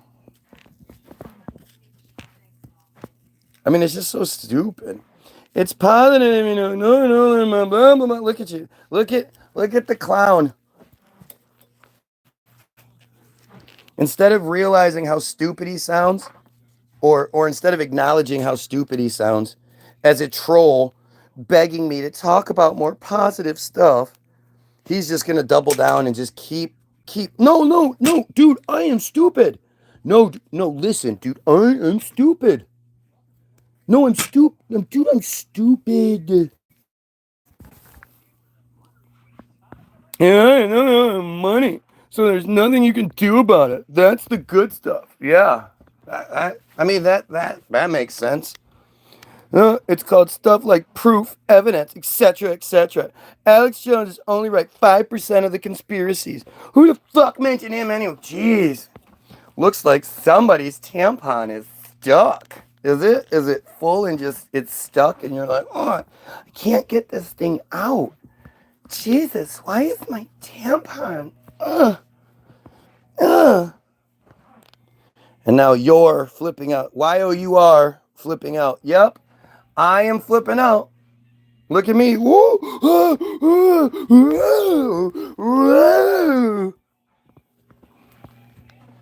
Yeah, oh, I need to get it. I should be more positive. You know, you can't do anything about it, so that's positive. Like, again, look at, I appreciate it. What can I say? I have to admit that there is that human part of me that I'm embarrassed about, the manufactured part of me, that likes shooting fish in a barrel sometimes. I mean, that's disgusting, right? There's no challenge in shooting fish in a barrel.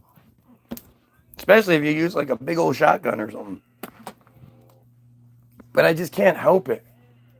You know, when people are like, dude, pay attention to me. Please shoot the fish. Shoot this barrel. Sometimes I just can't help myself. Anyway.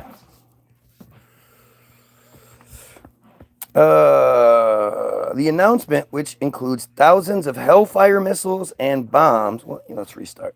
The State Department on Friday announced a $7 billion arms deal to Israel, circumventing the congressional review process, according to Gregory Meeks, representative, the top Democrat of the House and Foreign Affairs Committee.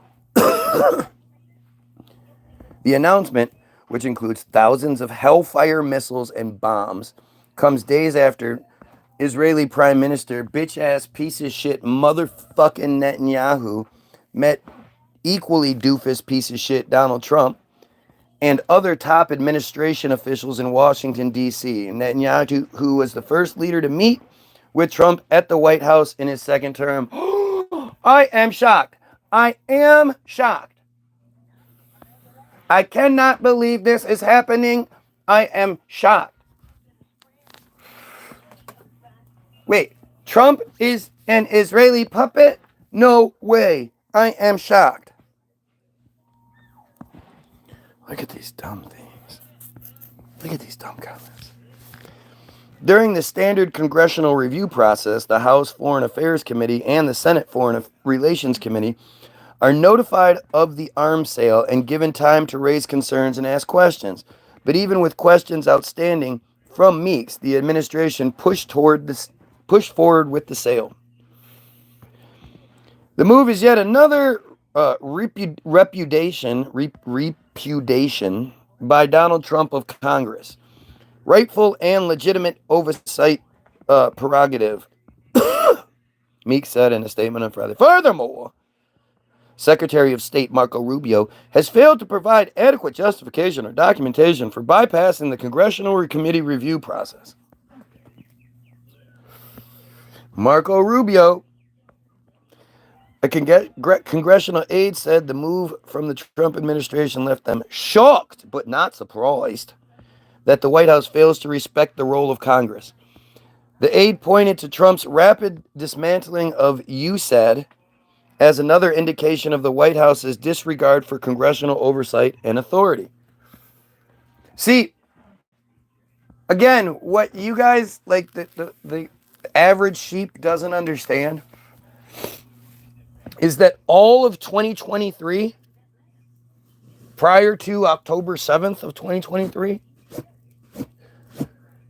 not only was Israel doing murder raids just about every night throughout the Palestinian territory, and it had killed as many as 270, well, at least 273 people prior to October 7th. Just that year alone. What was I saying?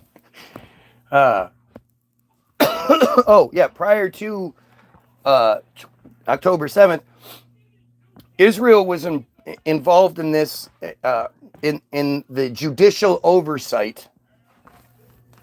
There was weekly, every Saturday, the Israeli populace would have a protest. Basically, it was like a festival every week. A protest because they didn't like the fact that the executive branch was trying to overhaul the judicial branch's ability to scrutinize and second guess any decisions that the executive branch made. And supposedly the people protested this every week to the point where just before October 7th, a couple months before October 7th, they start the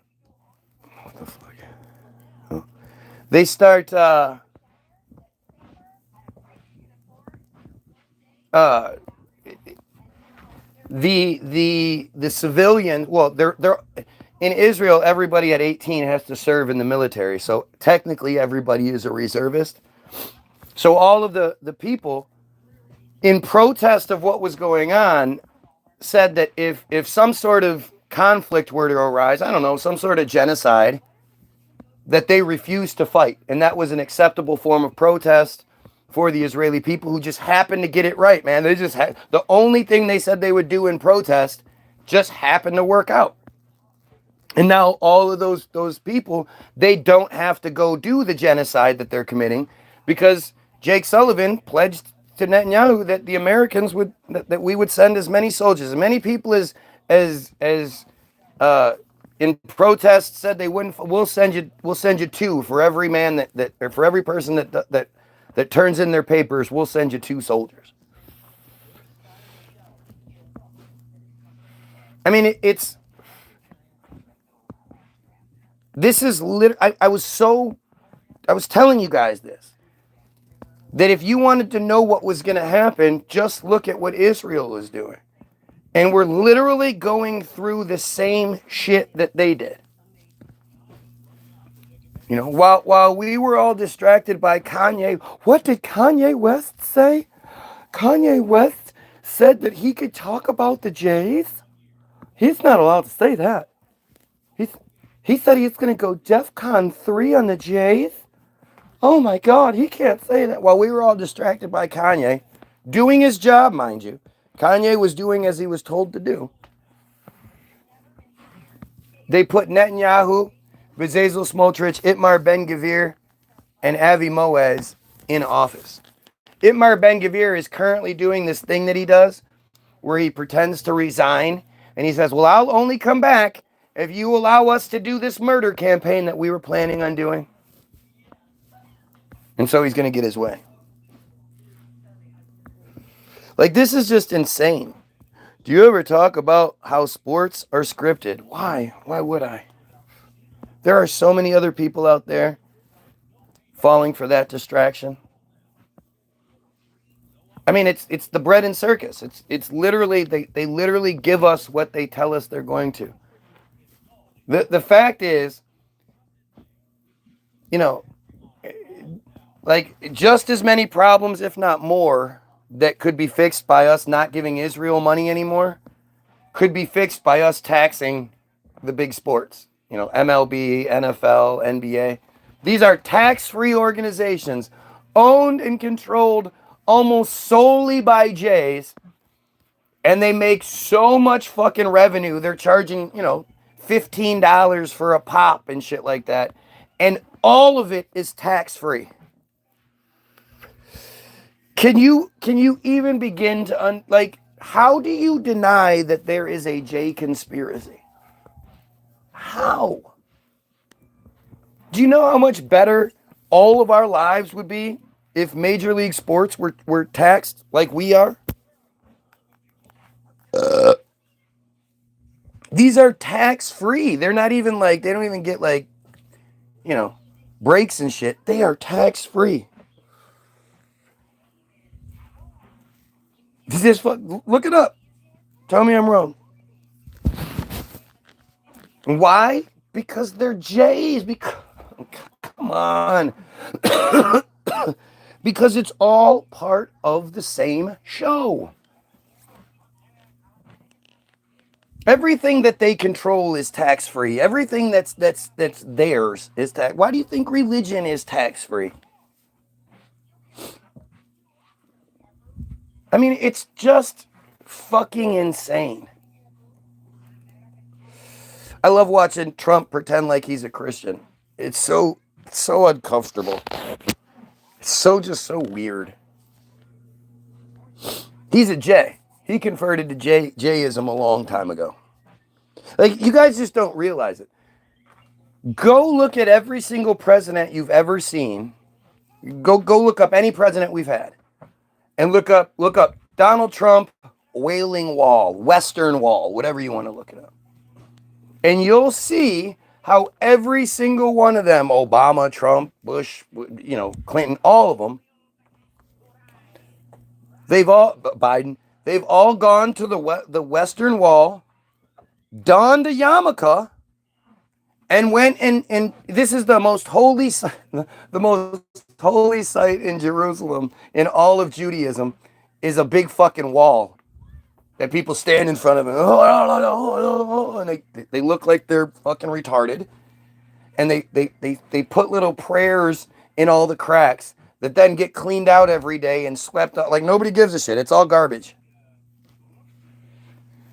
And it's the same goofy ass penguin suit rabbis that are all around and in control of the situation. Doesn't matter who the president is, the same rabbis are always there, unless they die.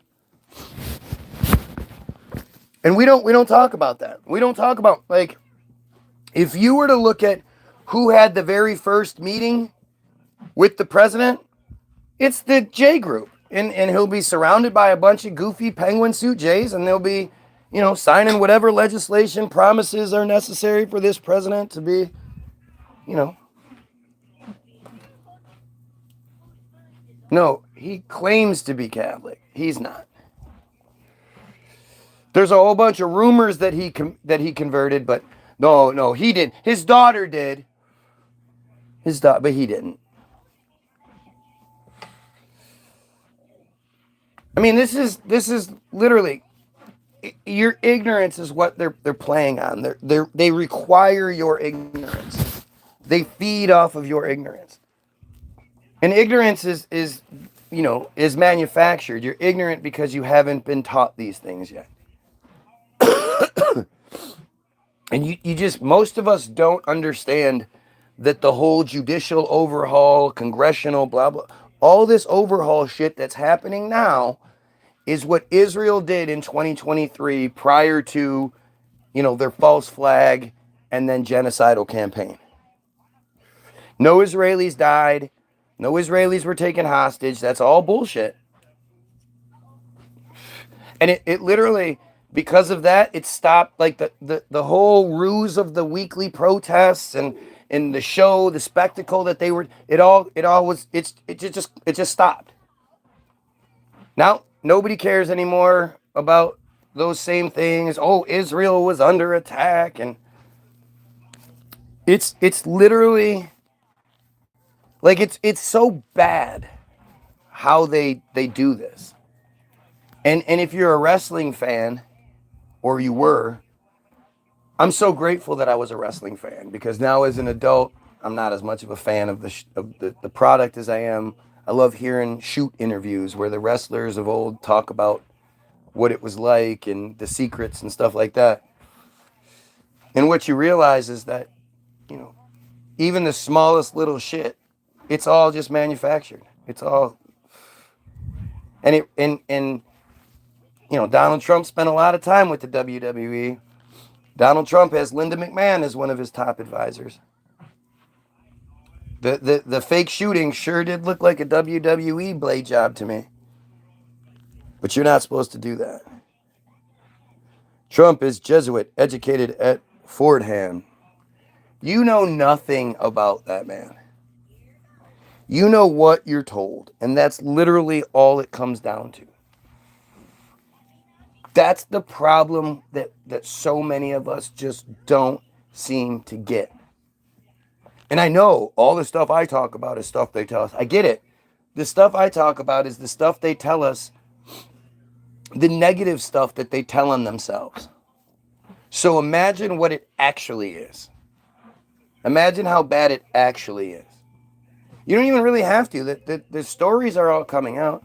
The whole Diddy thing. I mean, it's I was telling you guys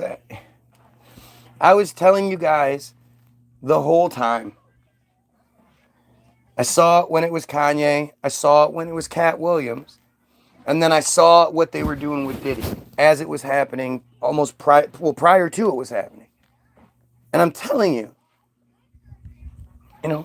oh, Diddy, you throw the best parties. Let's have all our parties at your house so we don't get in trouble.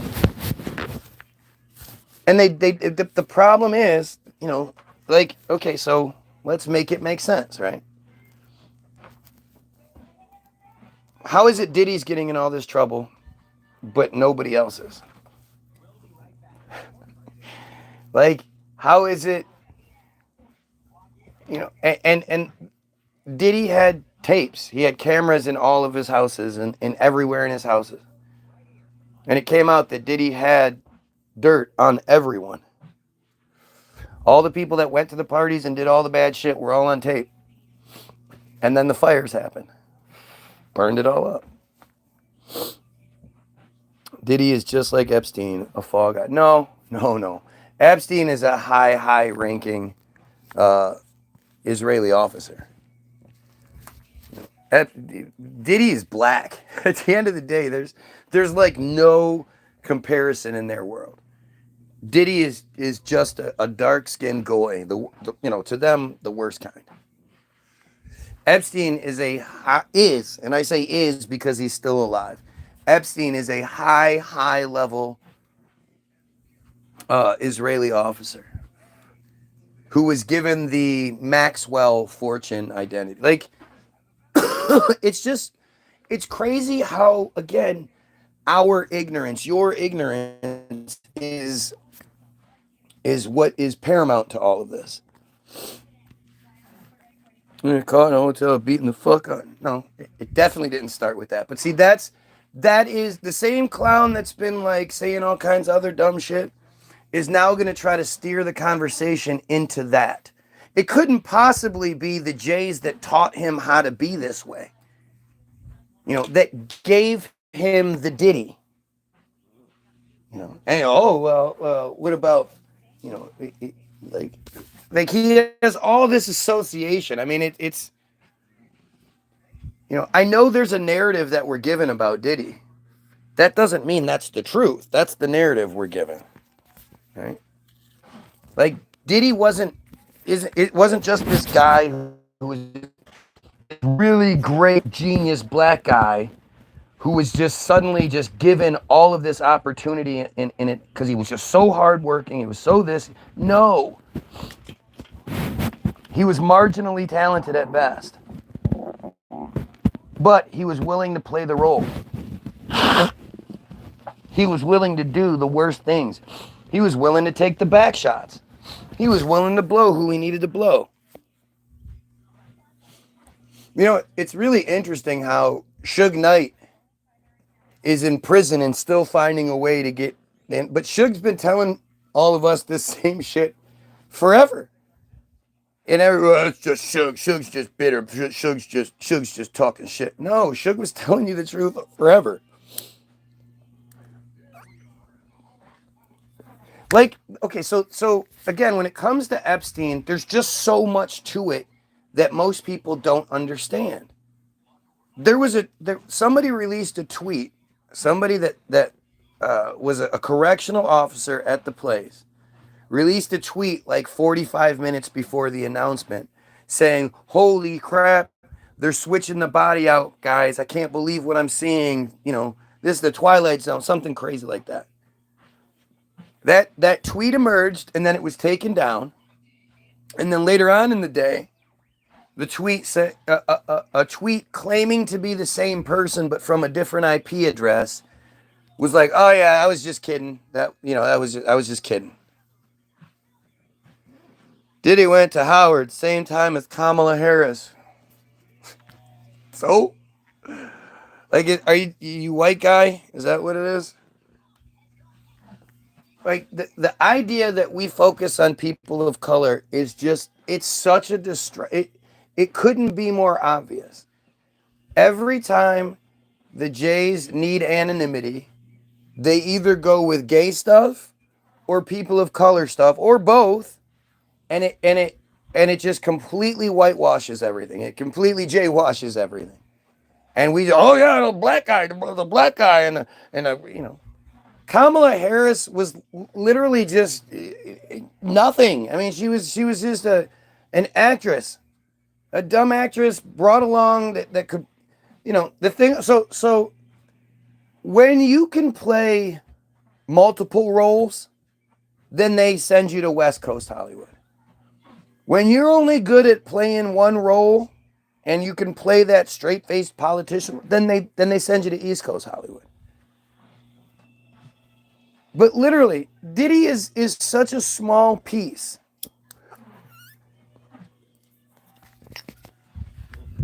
You guys know that Weinstein's charges were overturned? Weinstein was given the 25 years and all that shit because it was a Goyim judge. In the appeal process, they got a J judge, and the J judge overturned it. How many of you guys know who Terry Richardson is? And Terry Richardson, that's not a J name. Terry Richardson's a J.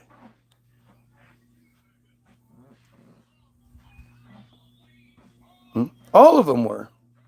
You know, it's amazing how all of the actors involved in all of the Trump escapades what's up? How do you kill these things? That went to prison were all let out because of COVID. And never had to go back. Once COVID went away, they didn't go back. How do you kill what? These things. Arrows. I don't have arrows. Yeah, you do. No, I don't. And you gotta find them. They're around there somewhere. Yeah, you gotta find them. They're just somewhere. I need a sharp attack to kill them. Yeah, you need arrows. You gotta find them. I can't remember where they were, but they're down there. And then you switch from your bombs to your arrows. Okay. I'll And then the Gibdos are difficult too, man. You're about to have some fun there. You got to use the bombs on the Gibdos first. Is it the fire wand? The fire wand? Well, it's going to help you with the Gibdos, though.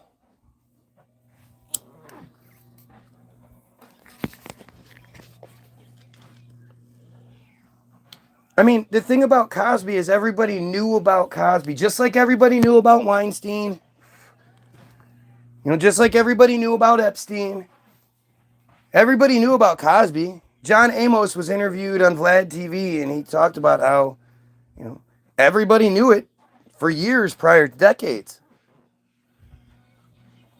Everybody knew. There's an interview where Courtney Love is at at like some sort of premiere or something. And this little Asian girl is like, hey, Courtney, hey, do you have any advice for any young starlets coming to Hollywood to try to make it big? And Courtney's standing there and she looks over at her friend off camera and goes, should I say it? Fuck it. Yeah, if Harvey Weinstein invites you to a private audition in his hotel room, don't go. Go figure. Courtney Love's career sort of ended there. Right?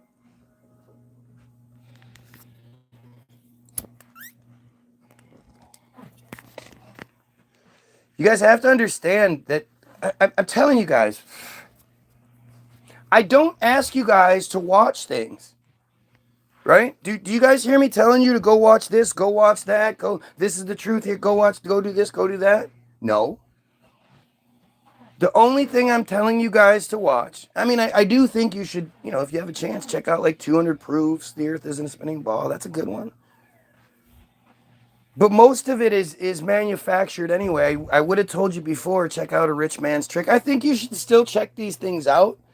But just understand that if you're seeing it, if it's been produced and it's gotten down to you and it has millions of views or whatever, it's because it's allowed to. And A Rich Man's Trick flat out tells you that everything that you see like that, from loose change to it's all a CIA operative. You know, they're manufacturing the thought process.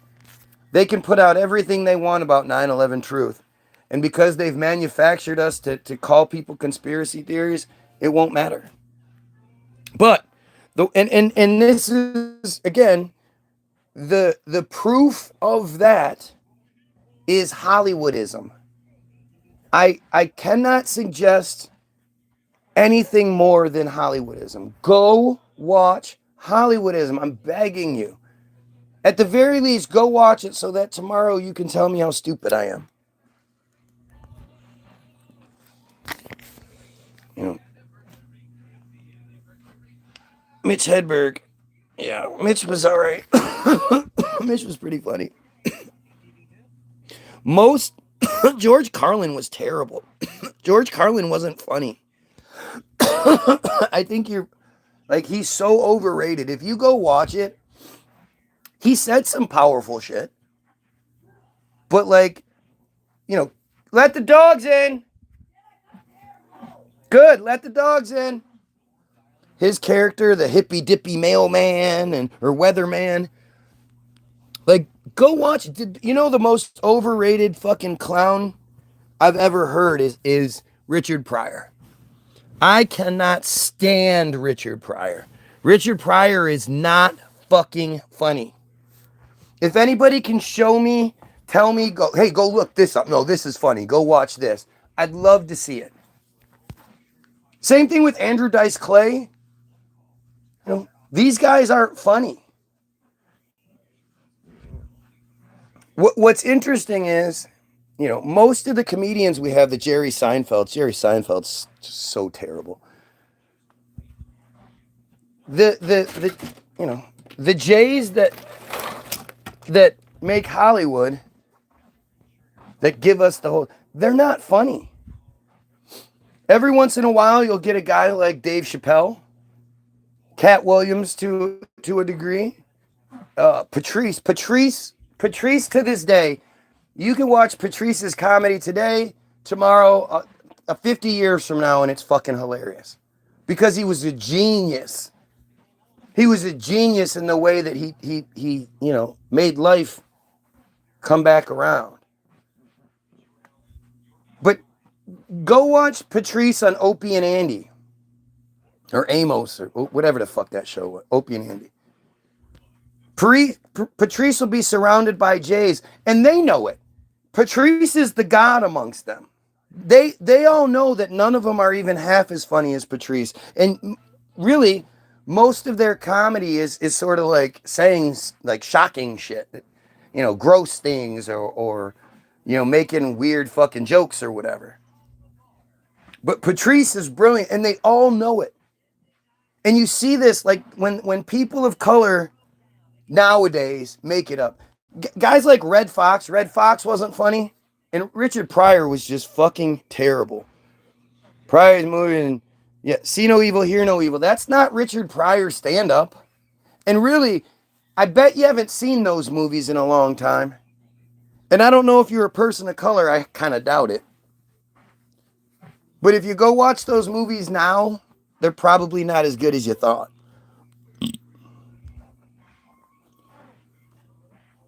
Richard Pryor, stuttering Chinese man. See, like that.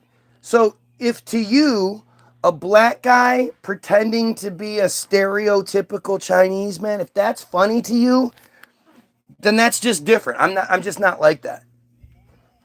It requires like depth for me to think it's funny. It requires intelligence.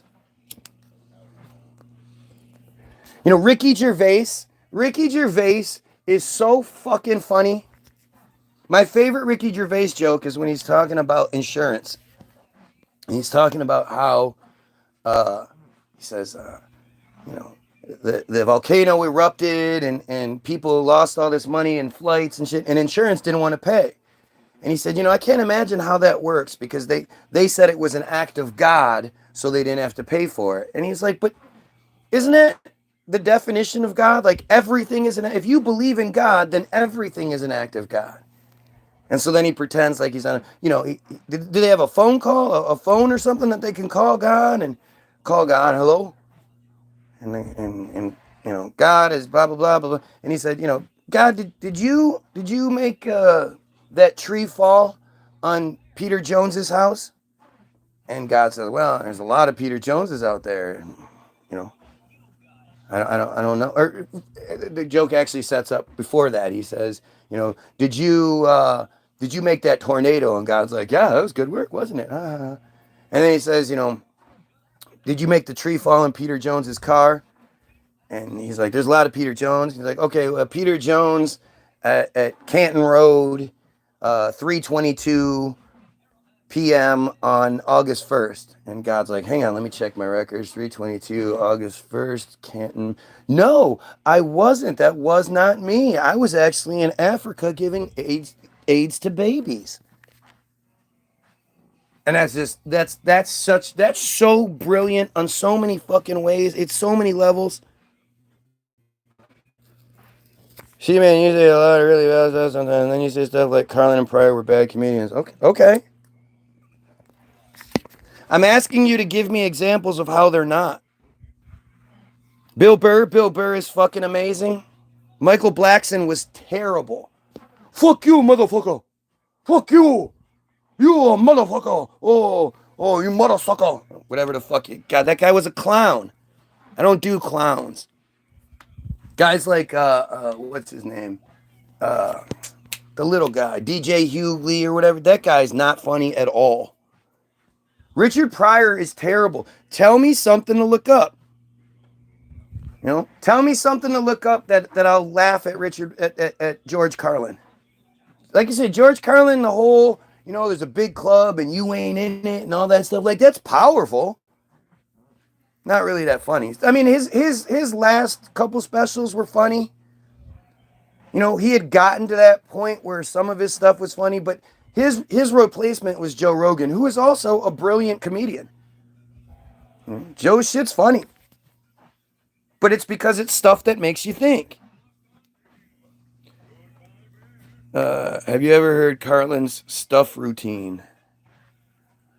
Yeah, you got stuff to put your stuff in and stuff to put this stuff in. And yeah, it's not funny though. It's like a satirical commentary. I get that. And a lot of it's brilliant. But is it Dave Chappelle funny? Is it Patrice funny? No. Not even close. Bill Burr funny? All these guys aren't Jays, no, mind you. The only reason Richard Pryor, like if you just just look up Richard Pryor's biography, it's as manufactured fake bullshit as you get.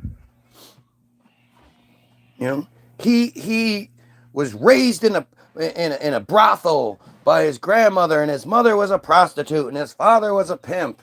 And if you read his history, it's like, and he got in trouble at age 13, and then he joined the military, and then after the military, and it's either before or after the military, he joins the Masons, a particular, like particularly high group of Freemasonry.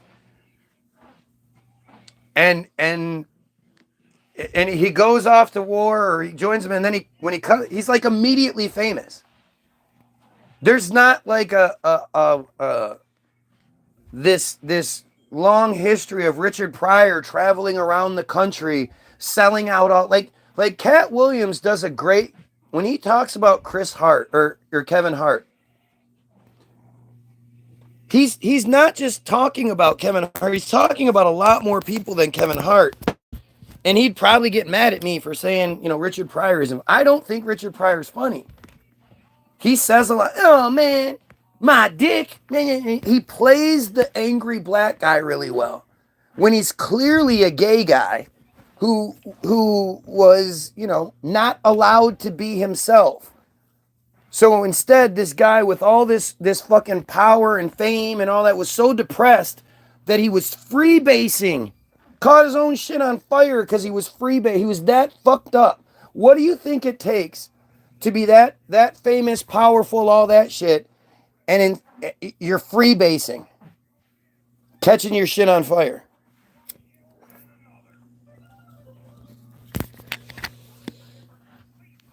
And Chappelle, look, I know. I'm sure they do. I'm sure they do.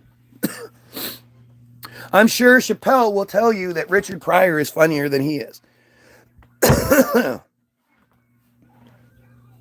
He may not have heard those prayers. Surely Big Sky Daddy gotta go to the toilet too. I don't know what that means. George Carlin was a genius who found a way to say the quiet parts out loud without putting the target on his back. Do you believe that? Isn't it interesting how as George Carlin disappeared and died and Joe Rogan stepped right in to be the next George Carlin? You think that's accidental? I mean, seriously, just do me the favor and go watch their earliest performances. Go watch, Richard Pryor was given the Sullivan spot multiple times. That's a coveted spot. How did he just get that spot? Again, he wasn't going around selling out arenas, making a name for himself, and then was picked out of the bunch. According to his narrative, he was literally like, he went from being in the military to coming home, and he's almost instantly famous.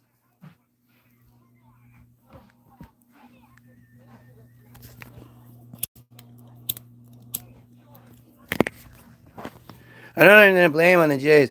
I've been researching. Haven't seen anything but opinions. I've told you time and time again, go watch Hollywoodism. I don't know why you won't watch the one thing I'm telling you to watch, but it doesn't deviate. I will tell you the same thing in every situation. Go watch Hollywoodism. It explains it all to you.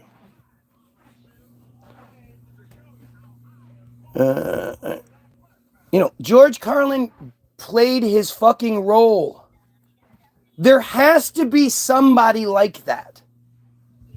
There has to be somebody that does the satire of the system so that when people go, wow, it's weird that nobody talks about it, then they go, oh, nope, George Carlin does. And it sort of like eases your mind. George didn't talk about the Jays. And if anybody would know about it, it'd be George, who was in Hollywood. Hollywoodism. Did I spell that right? Yeah. The link is in every single video I do. In the description of every video. You just got to go to the description. It will be after this. I think George Carlin worked hard, played hard, and like he was burned twice as bright. What are you talking about? George Carlin died an old man. George Carlin was fucking famous for like 50 or 60 years, something like that. You're crazy. Come on. Look. This is just like everything else. This shouldn't be so difficult. All of you people defending these people. Like, if you ask me, why is Patrice funny? I can give you some shit. Go look at any fucking stand-up he does, especially when he's talking about relationships and men and women and all that shit. He's brilliant. Dave Chappelle, so many brilliant bits. I would be confident enough to tell you to go watch anything Dave Chappelle. Even kind of the early stuff that you probably know the joke. Oh, Wonder Woman and big titties, but whatever. It's still brilliant. Tell me the thing. I'll watch it right now. Pull it up and I'll watch the Richard Pryor, whatever. I'll listen to the record, whatever it is. Bill Cosby was funny. Bill Cosby himself is extremely funny. Can't help it. It's funny. Especially as a parent. It's funny.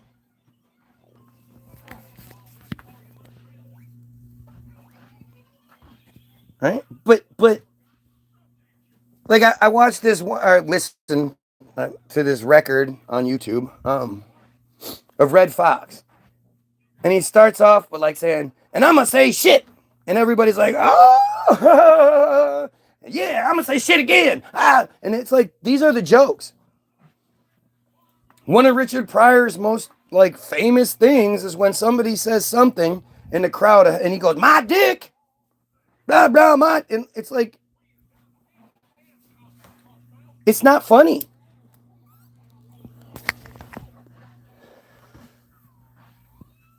And of course, the black guy that we were allowed to see, again, some skinny, effeminate, ugly,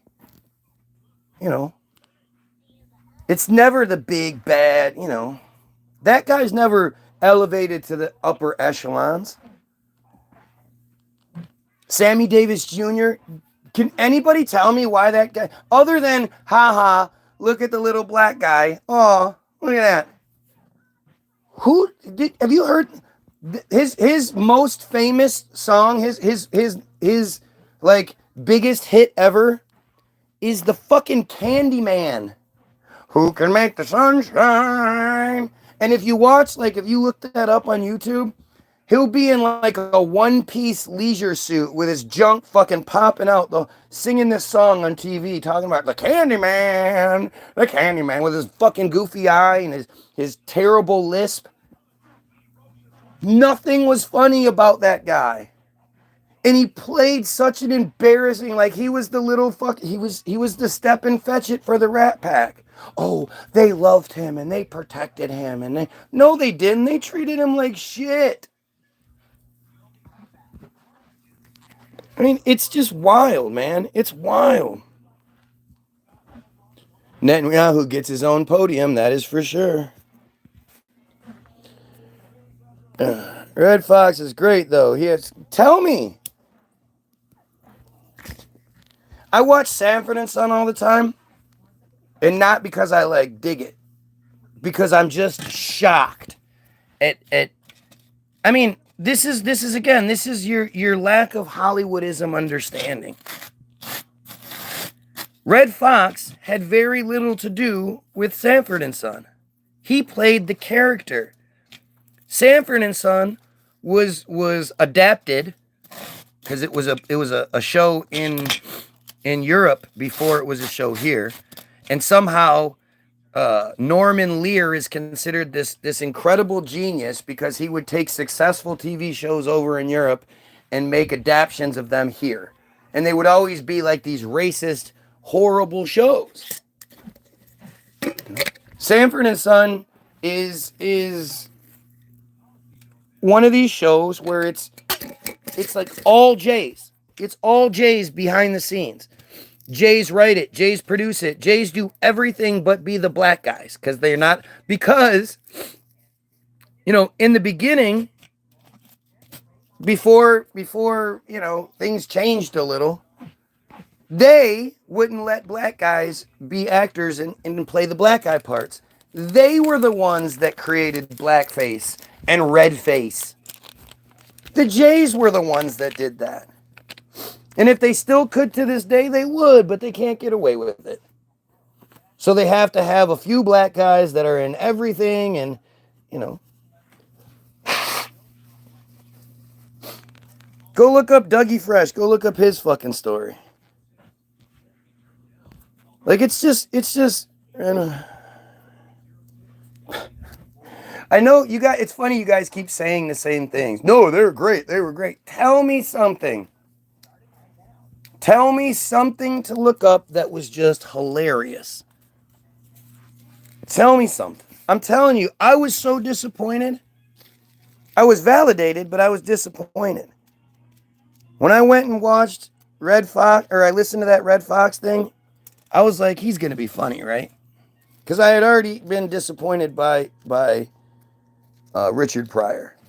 And I don't remember which Richard Pryor thing but Richard Pryor, I mean, his whole thing, like, he's sort of the pioneer of the, you know, white people are this and black people are this. And everything that's black people is, like, awful.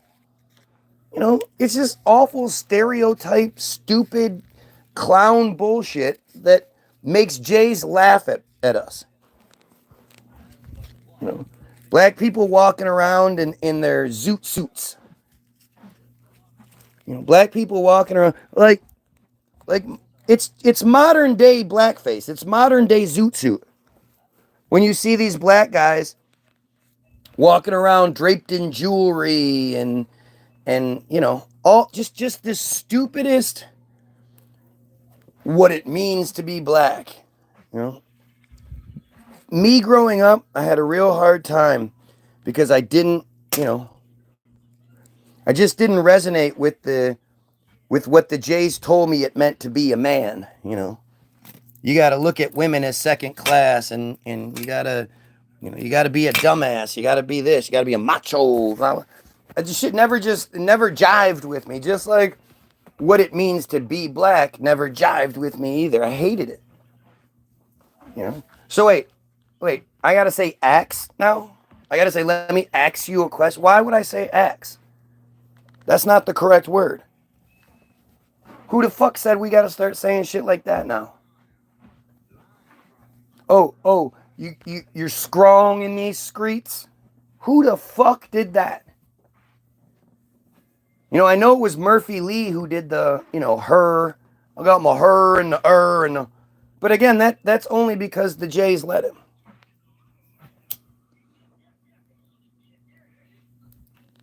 But see, the same thing that was done to black people was done to white people. You guys just don't realize it.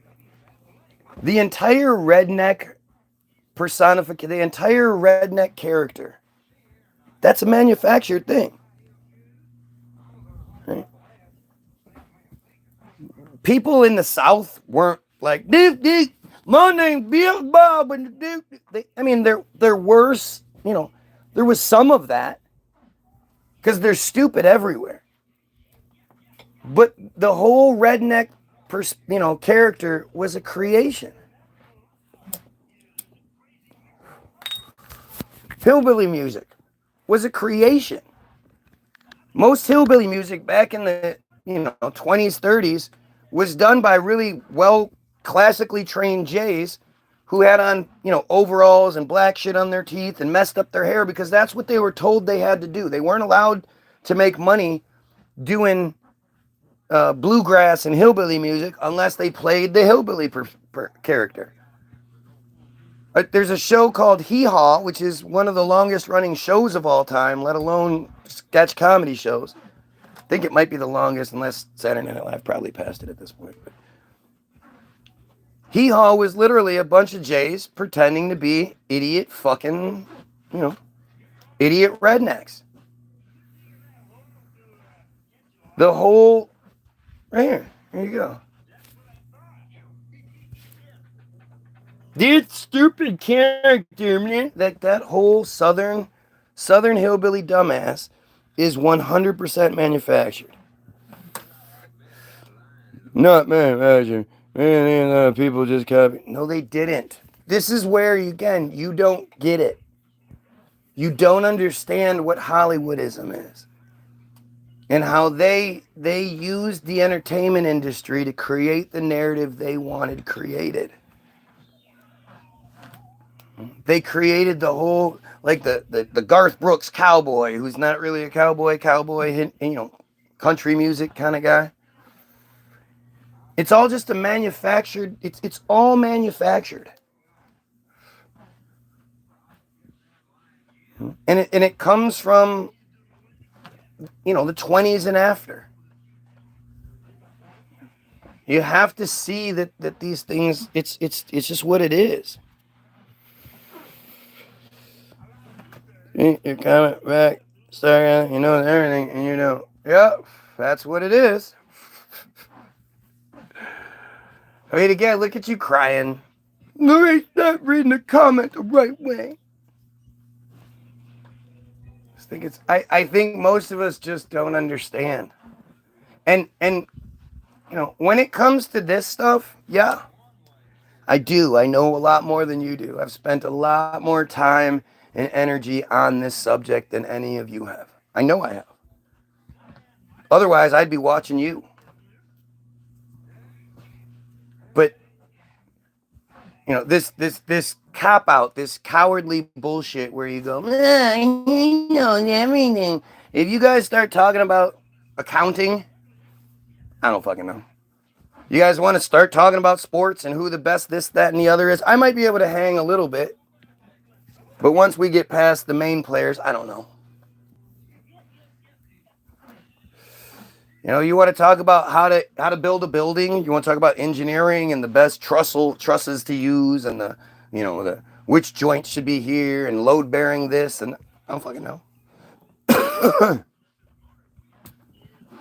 There are plenty of things that I don't know anything about. There are lots of things that I know a little bit about. But I use the same analogy all the time. If you guys sat here and watched me play basketball for years on end, you could go back to my first videos and you can see how I was very basic and could dribble with one hand and kind of shoot and, could jump or whatever. And now, you've watched, there's videos every day, 2-3 hours of me just setting the phone down and practicing. What's up? How do you kill that giant crab monster that blocks everything? You got to shoot him in the eye when he shoots his laser. It's really difficult. Oh my god. What was I saying?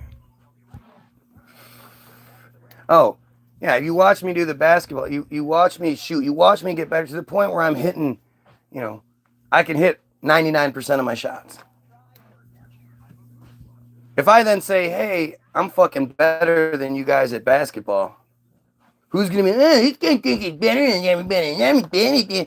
Wouldn't I have a right to say I'm probably better than all of you sitting on the couch, not doing shit, not even watching basketball? Who might have played basketball in high school, so you have a cursory knowledge. You're like, yeah, I remember playing basketball. I'll probably get off the couch and give you a game. That's what's happening here. You could go back. I've been doing this for years. I've literally been looking up and researching and doing everything I can for years in this one particular arena. They say you do anything for 10,000 hours, you're an expert on that thing. And I'd be willing to say I got to be close to it. And then there's you who comes in and says, oh, well, I watched this one video once. I just the other day watched this Alex Jones thing. I kind of remember something from high school. You just don't get it, man. You just don't get it.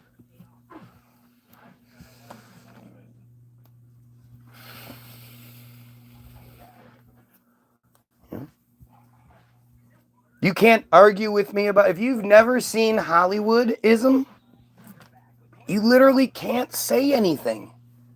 You don't know. Hollywoodism is the most powerful video made because they made it, not because someone like me made it.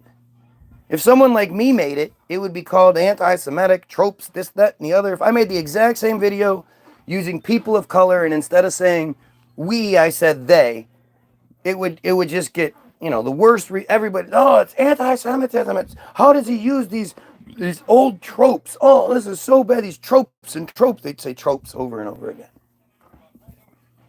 Yet they make the movie, and all that shit can't be said then. But you won't watch it. You won't watch it, and then you want to claim you know. It's interesting.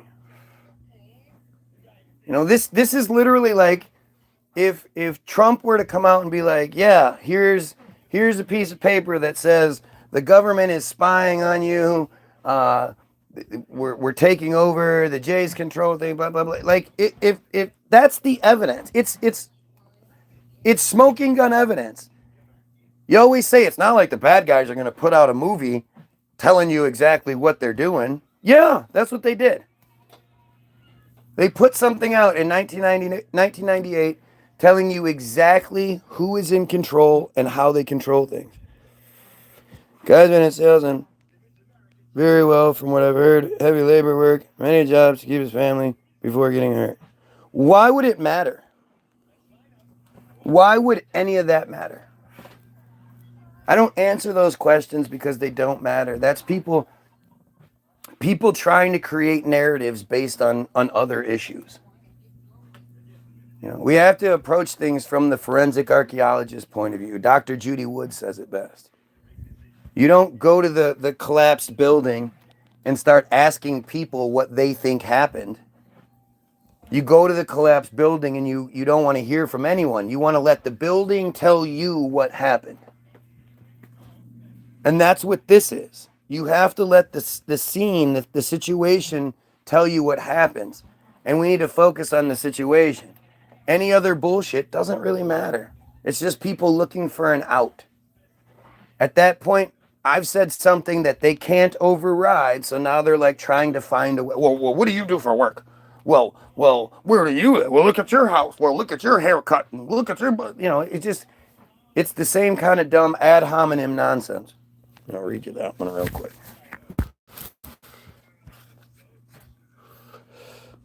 I mean, again, that or there are just people, really, really cool, awesome people who hour after hour, day after day, month after month, week after week, month after month, watch my feed incessantly, trying to get my attention by saying stupid things that have nothing to do with what I'm saying.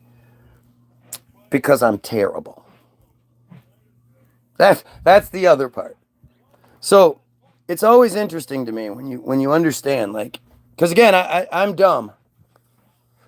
I'm just coming at you from this place of I'm just like some Christian making up some bullshit. Okay. See the sources. Ad hominem, short for argumentum ad hominem, refers to several types of arguments that are usually fallacious. Often, currently, this term refers to a rhetorical strategy where the commenter, you dumbasses, attacks the character, motive, or some other attribute of the person making the argument rather than the substance of the argument itself. Do you guys not see that that's exactly what's happening here? Again, where do I work? Where do I live? What how tall am I? What this, that, and the other? I'm sitting here trying to talk about the big picture, and people want to talk about me. That's ad hominem, the character, motive, or some other attribute. This avoids genuine debate by creating a diversion, often using a totally irrelevant but often highly charged attribute of the opponent's character or background. Ooh, highly charged. You can't say that. You know? Look at you. Well, look at what you do. Well, you're stupid. Your kids are everything they can come up with. The most common form of this fallacy is person A, me, makes a claim of fact. Everything about the Jays, Israel, all that shit. To which person B, you, asserts that person A, me, has a personal trait, my hair, my quality, my smoke, whatever. Physical attribute, again, my hair, my face, my house, my anything, that is repugnant, thereby going off topic, because again, you're talking about other shit. I'm the speaker, I'm talking about this thing. We should be talking about what I'm talking about, but you want to talk about these other things. And hence, person B, you, concludes that person A, me, has their fact wrong without ever addressing the point of the debate. Politicians use this all the time. A common misconception is that an ad hominem attack is synonymous with an insult. And I tell you every day, it's not. It isn't to me. Every time people want to address something other than what I'm talking about, they're basically telling me that I'm right. I'm right with what I'm talking about. They don't have anything to say to the contrary. But my haircut isn't right. But I need to shave. You know, that's literally all that happens repeatedly. And you know, and you see it with these bots. I mean, let's be real. I really do find it hard to believe that there really are real people that are that big of a fucking loser. Like, why would you troll somebody with only 9 viewers? Why wouldn't you want to troll somebody that has a huge audience that you can, like, I don't understand. Why would you troll somebody that thinks we need to eliminate the Jays and kill pedos? I don't understand why you troll anybody. The only thing I could see trolling personally is like a news reporter or a political person or something like that. But I would be trolling in an intelligent way. I'd be trying to break apart what they're saying. I'd be asking them questions about what they're doing. Not, hey, what did you have for breakfast today? Hey, why did you wear that tie? That tie doesn't look good. I have my floor, and I could ask you anything, but I'm gonna talk about your tie. Like, I'm just not that stupid.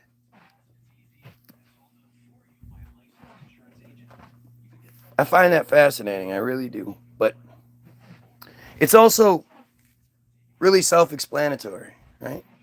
As always, if they could, they would. When I screw something up, they jump in to say something. If I get a date wrong or I say something, they always jump in to say something. But if if I'm talking, so they prove that they hear me. They prove that they're looking for any little thing, any little, oh, you got that wrong. No, you said that. You said that. The one dude, one of these dumbasses, he was here earlier. I said, dude, you're in like 90% of my videos. Oh yeah, 90%, huh? 90%. Like I sat there and I went back and I calculated. Oh, it's actually 92.5%, but I rounded down. Like, come the fuck on. But he's proving that he hears what I'm saying. If I'm wrong and he feels that I'm wrong, he's going to say so. So then when I start talking about the genocide, I start talking about the J slavery, I start talking about the pedo stuff, he doesn't say, yeah, that stuff's horrible, blah, blah, blah. Don't say anything like that. Tells you everything you need to know.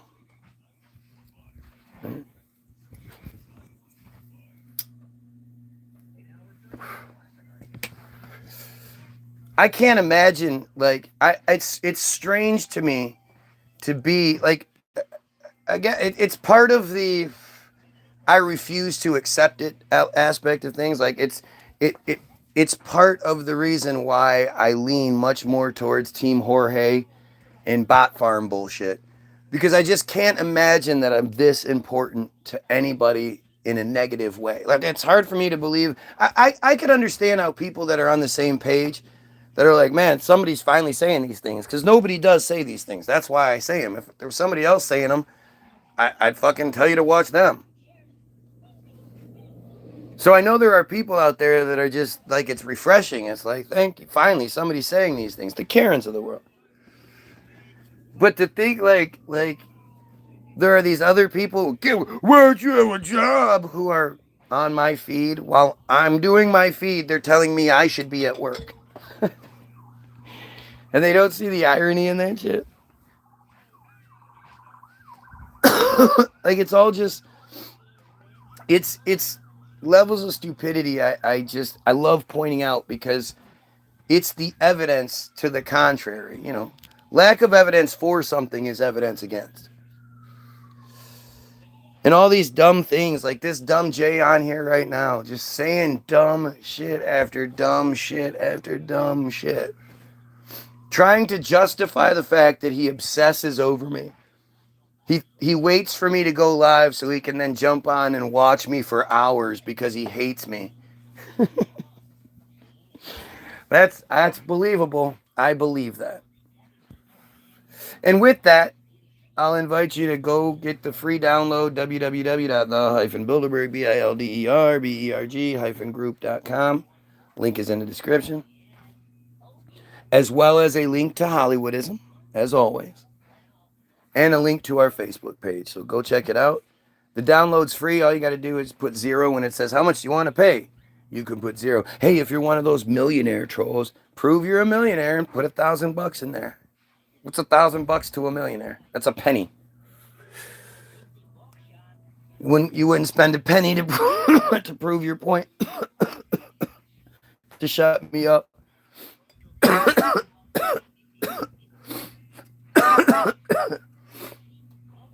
But go watch Hollywoodism. First and foremost, go get your free download. Then go watch Hollywoodism. Maybe if you watch Hollywoodism, you can tell me what I'm getting wrong tomorrow. And, you know, you won't sound so stupid, because I'm literally giving you my arguments. I'm telling you, this is what I'm talking about. Go watch it and then debunk me. I want to see you do that. I want to see you do to me what I do to you, and the big narrative all the time. And again, you know, speaking of these dumb Jays, like this other one that just showed up again, pedophiles, kill yourself.